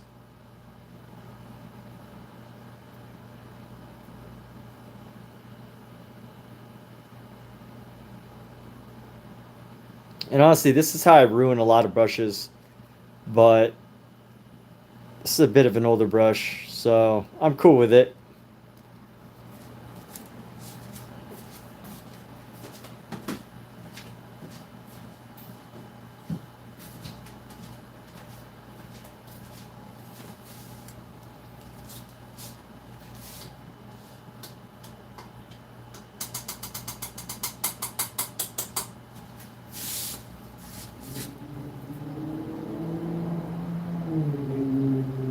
It is a little softer now.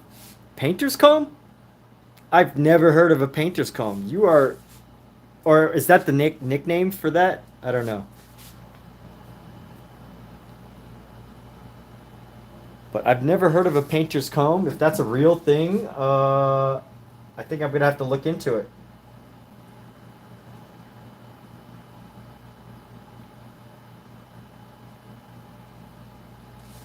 There we go. Much softer brush here. I think I'm gonna get like less of a scrapey effect.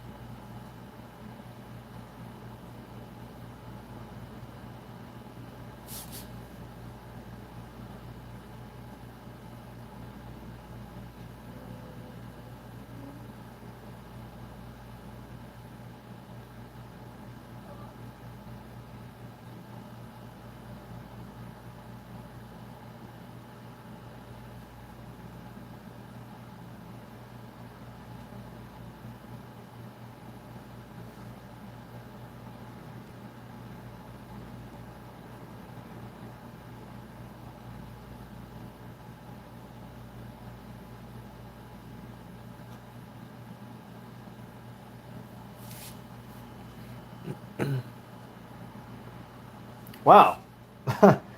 Well, I'm so glad that I'm hearing about this, because I've never heard of a painter's comb. And if it can help me separate my brush bristles,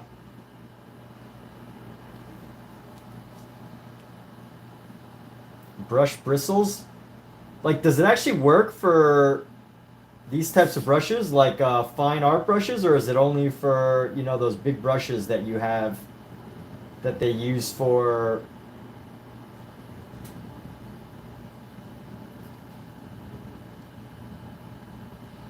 for like heavy duty painting.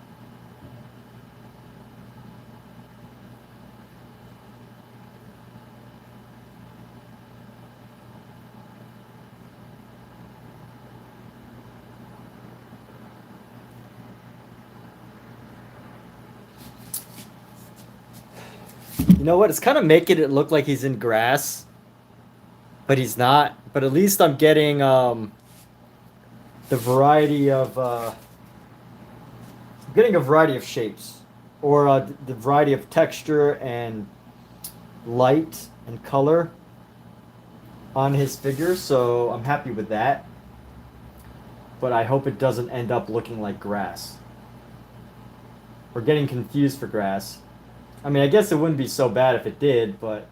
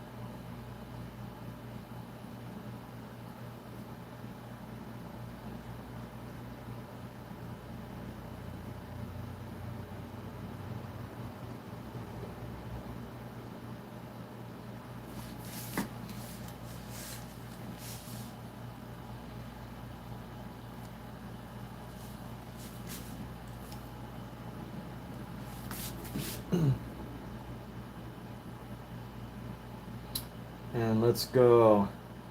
Boom, boom.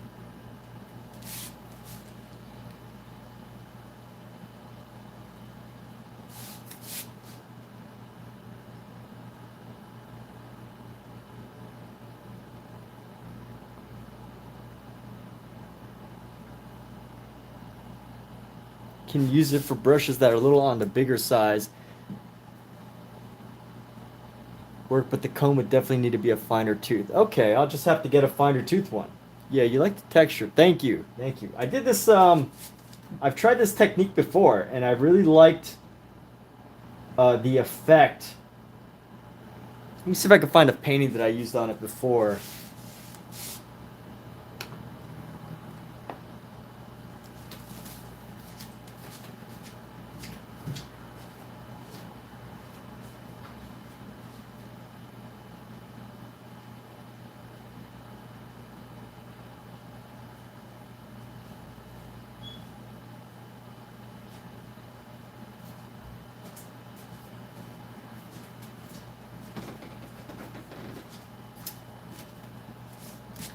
So it's kind of cool because it's not too difficult, but you can really create like a very exciting color piece with a lot of texture in a really quick amount of time by just loading your that brush. And now that I'm talking about it, I feel like I should get more of those brushes.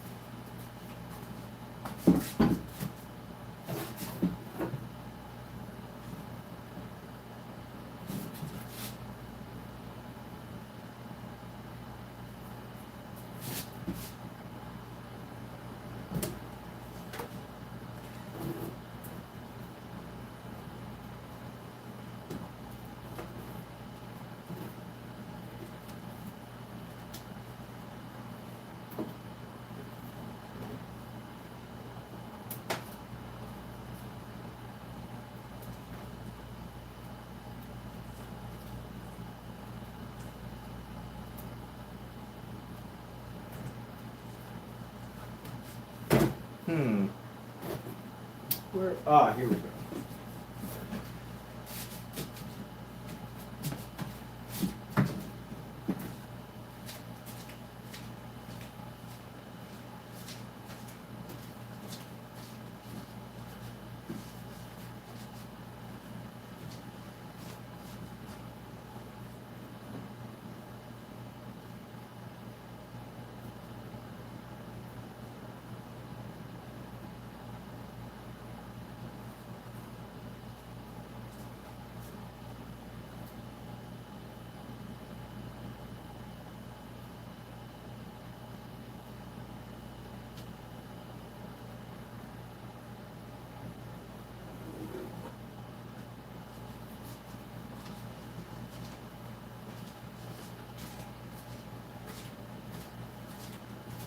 Yeah, it's a really fun effect to play with. So this is where I kind of like discovered it with this piece.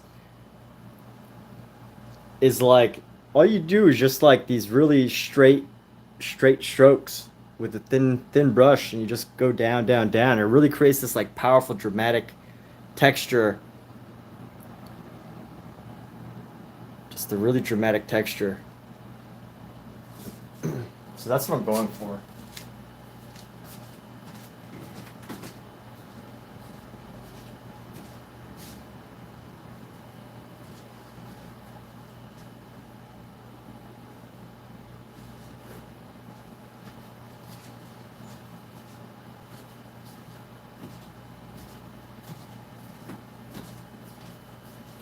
I think artists. You like what I've done with it? Thank you. Yeah, sorrow. I thought you would notice. I wasn't gonna say anything because I was kind of curious. Like, oh, would she know? Yeah. So that was a painting based on Vincent van Gogh's Sorrow, is the name of it, and it was originally just a drawing, and I turned it into a painting. So I had an entire series, by the way, Danny. Um, and I'll probably pick it back up again at some point, but it's a series of paintings based on Vincent van Gogh's drawings. So basically, I did all of his drawings and turned them into paintings from his early, his first like five years of drawing. I adapted them as paintings. But I also tried to paint them in a way that kind of captured where his skill level was at too. And in the sense of like when the drawing was like really rough and not very detailed, I tried to match that. So some of my early paintings in that series were not as complex, but eventually I decided to add more detail, add more variety there. So let's go with a bit more white here.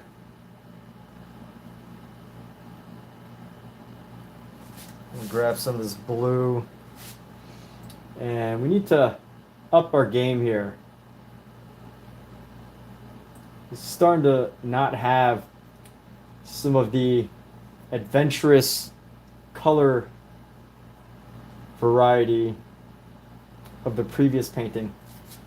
I think the artists from back in the day, they had such an advantage because they didn't have television, they didn't have video games, they didn't have anything to distract them except like entertain themselves with painting.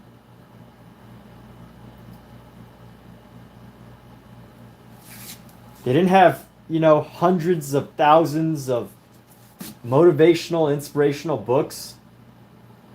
And this isn't me trying to say like, oh, the good old days were way better or anything like that. But it's more so like from my own discussion, because when I walked away to get those paintings, I was thinking to myself, you know what? I need a break and I need to go watch some TV. I need to go watch a movie on Netflix. But and I think it's such an advantage that at one point in time, people didn't have all that. So they weren't even tempted to, It's great to not have the temptation of wanting to watch YouTube, and where your only form of entertainment, your only form of mental relaxation is just like painting, making art, looking at things. That's an advantage.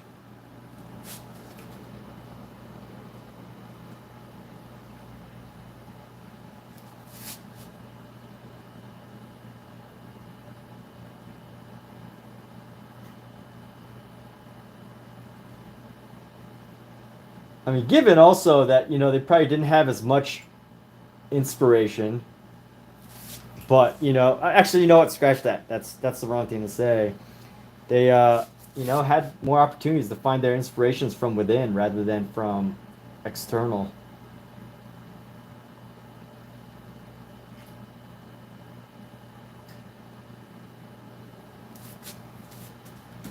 Hey, Pookie, get down. Get off of there.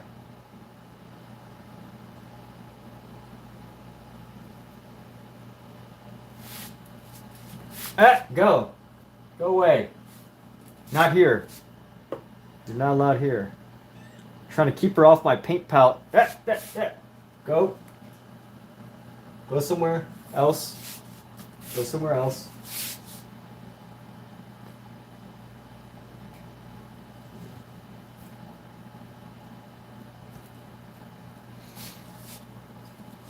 And away we go.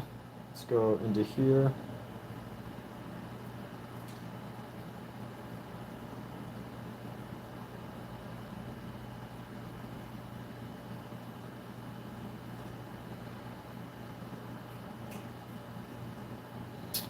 So there we go.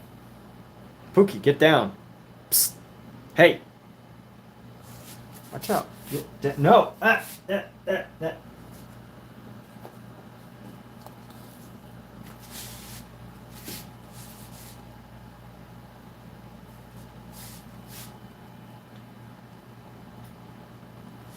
Alright, I gotta distract this kitten here so that she doesn't get into the paints.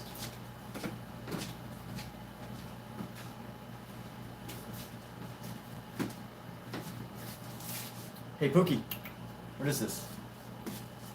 What's this? Hey.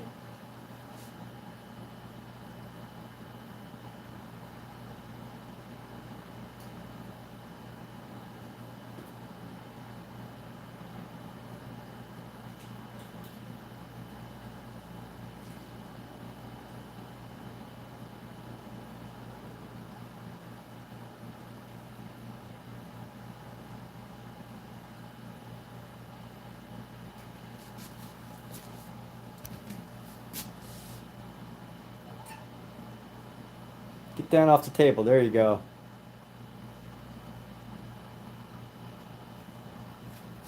That got her off. Okay. Thank goodness for laser pointers. Whew. Great way to distract kittens and get them to do something else.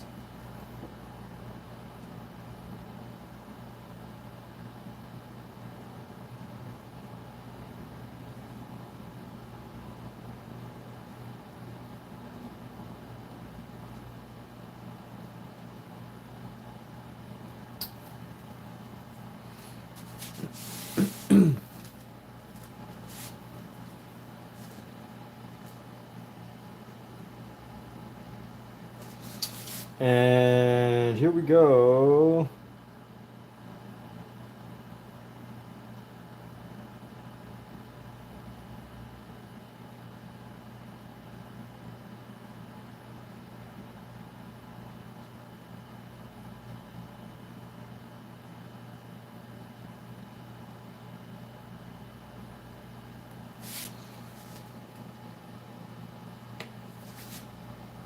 I just love this texture method.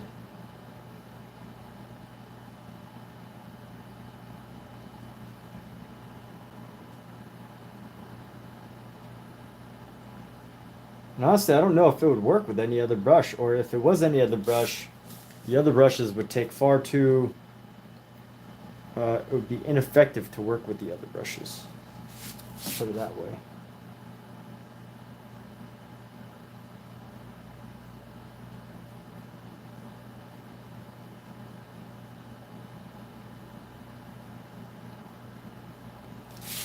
And here we go. Pull off some of this color right here. Let's fill this little corner here. There's not too much that needs to be filled in this corner, so get some of our paint down here. You know, honestly, if I was like a really successful painter, and I had like my own studio and an assistant, I would probably have my assistant do this part.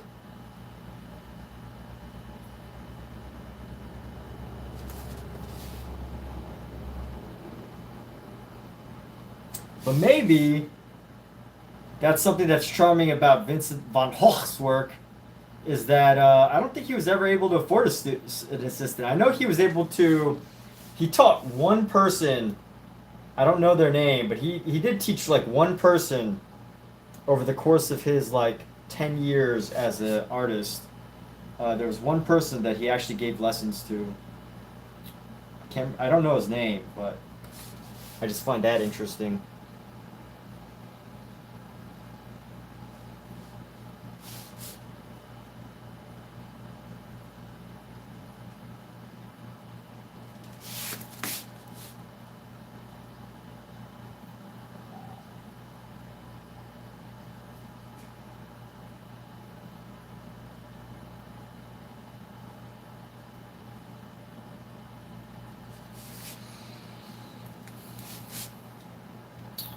And here, continuing on with this, let's go.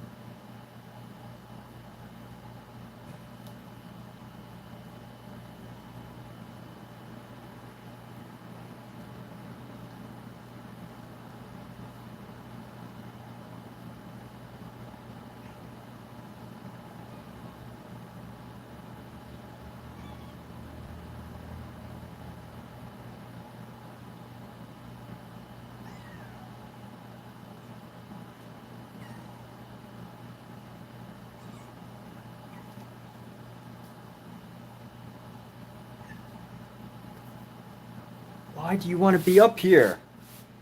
Hey. Why do you want to be up here, kitten? Can you go away? Not up here, please? Alright, here we go.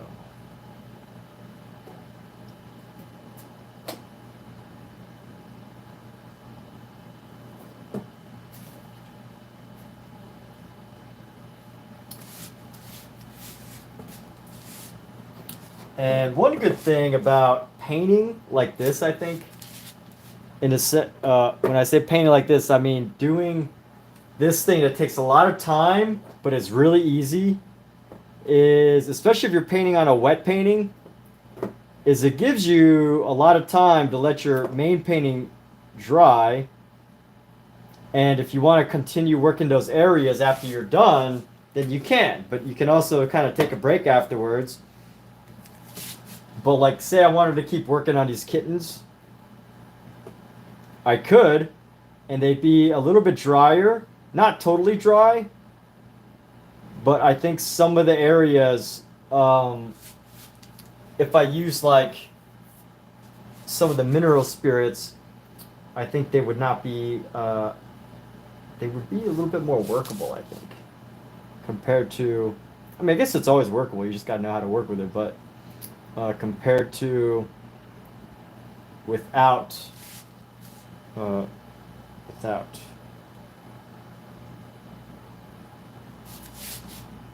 If I didn't do it like this and I just painted it nice and flat,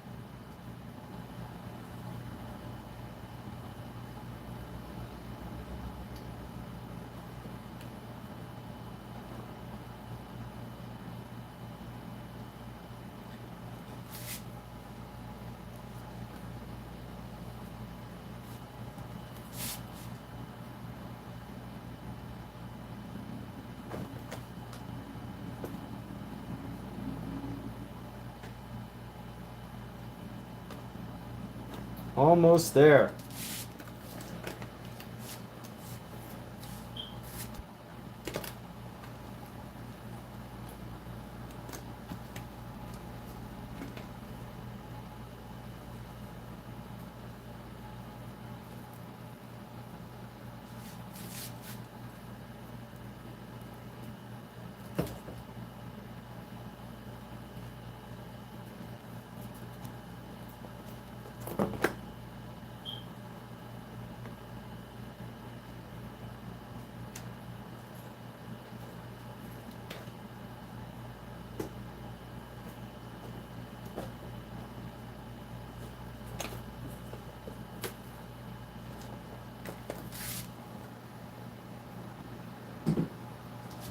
Ever since I learned about this amazing thing,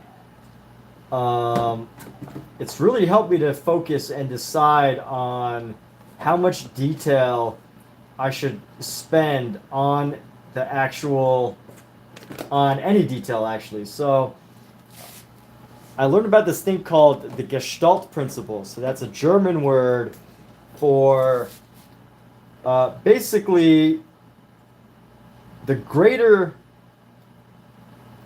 part of something is greater than the individual parts. That might not be the exact way of wording it, but the whole is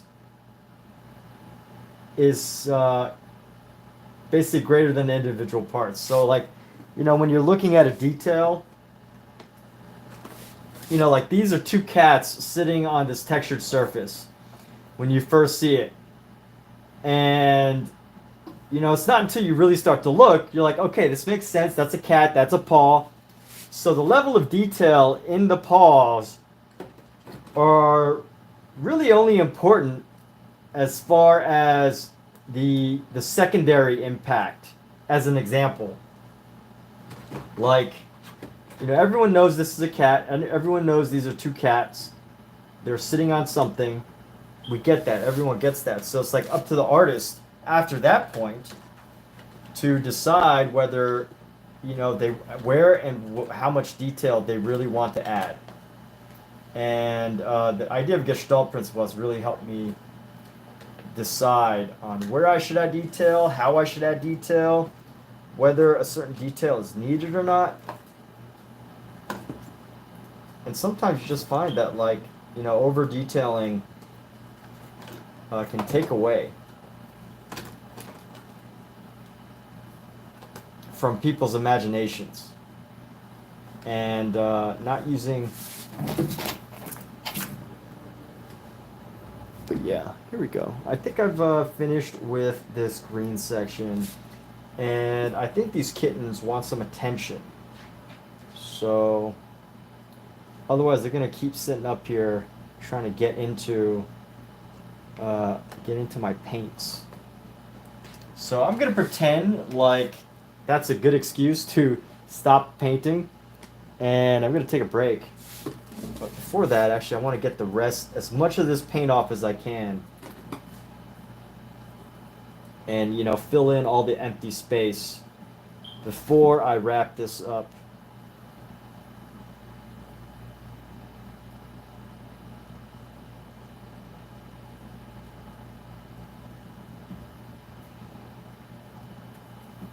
Yeah, because I don't know if I'm going to be able to paint tomorrow.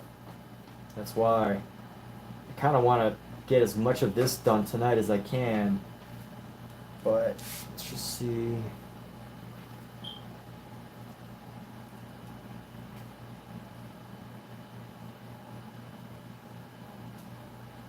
All right, anyway, we're going to wrap this up. The kittens are getting kind of crazy, and I need to take a break. But for those of you that were here, thank you. And for those of you that tune in at another time, thank you. And those of you that aren't here but might be back in the future, or might see this video at some point in the future, thanks for picking this to watch. But I'm going to take a break on this for now. I think there's still some details on these kittens that I need to touch up, but I've hit the 4-hour mark, and my brain is starting to turn to mush. And interestingly enough, I did this part, which doesn't really require much thinking. You know, it's pretty easy. But I feel like if I go into the details with these kittens, I need my mind to be a little bit sharper. So I'm gonna take a break. Probably come back tomorrow. I don't think I'm gonna come back again tonight, but yeah. So everybody that's here right now, thanks, and I hope y'all have a great evening. Yes, got to take care of the babies. I've already fed them, but I think they're trying to chill or they're trying to play.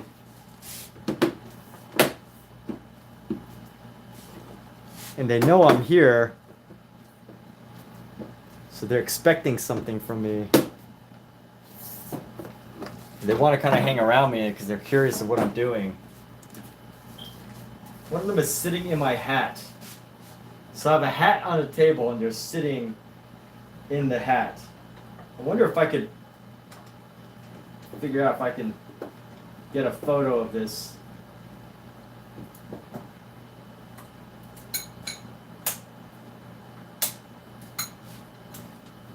Alright, well I'm wrapping this up and let me see. Let me see if you guys can see my messy table here with my kitten sitting in my hat.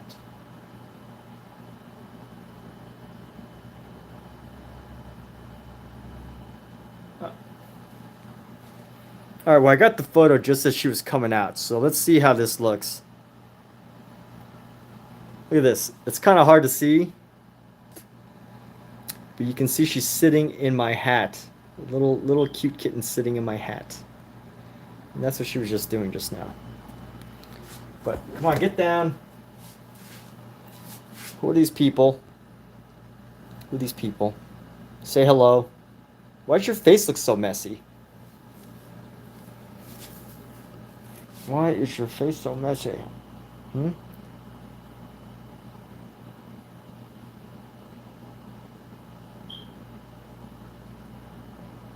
What you looking around for, huh? Hmm?